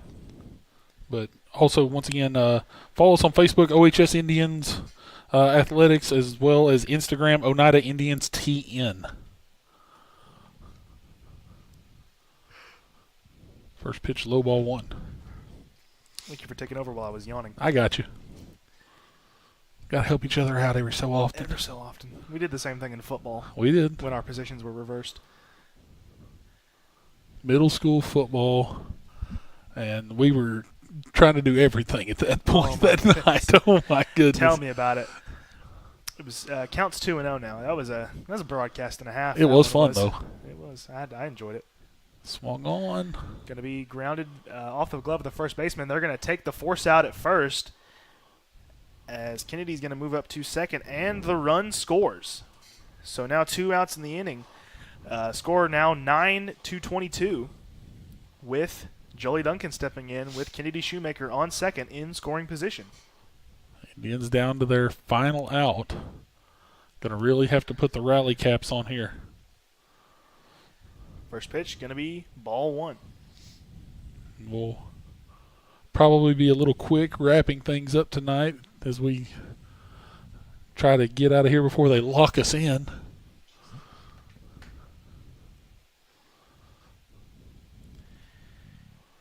After the strike, now 1-1. Normally, if they lock us in, we'd get Will to just He-Man us out. But Will, unfortunately, left earlier on in the evening, so can't do that.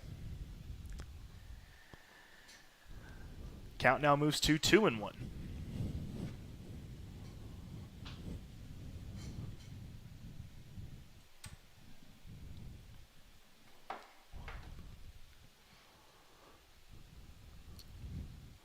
Thought about going. Yeah, she thought about it. She held up on that one. And they look down to third for the appeal, but the umpire says no. That makes the count 3-1.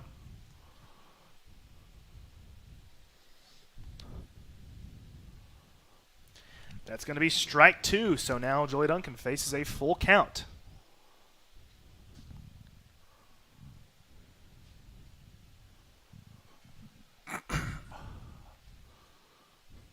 As it's going to be chopped back to the pitcher.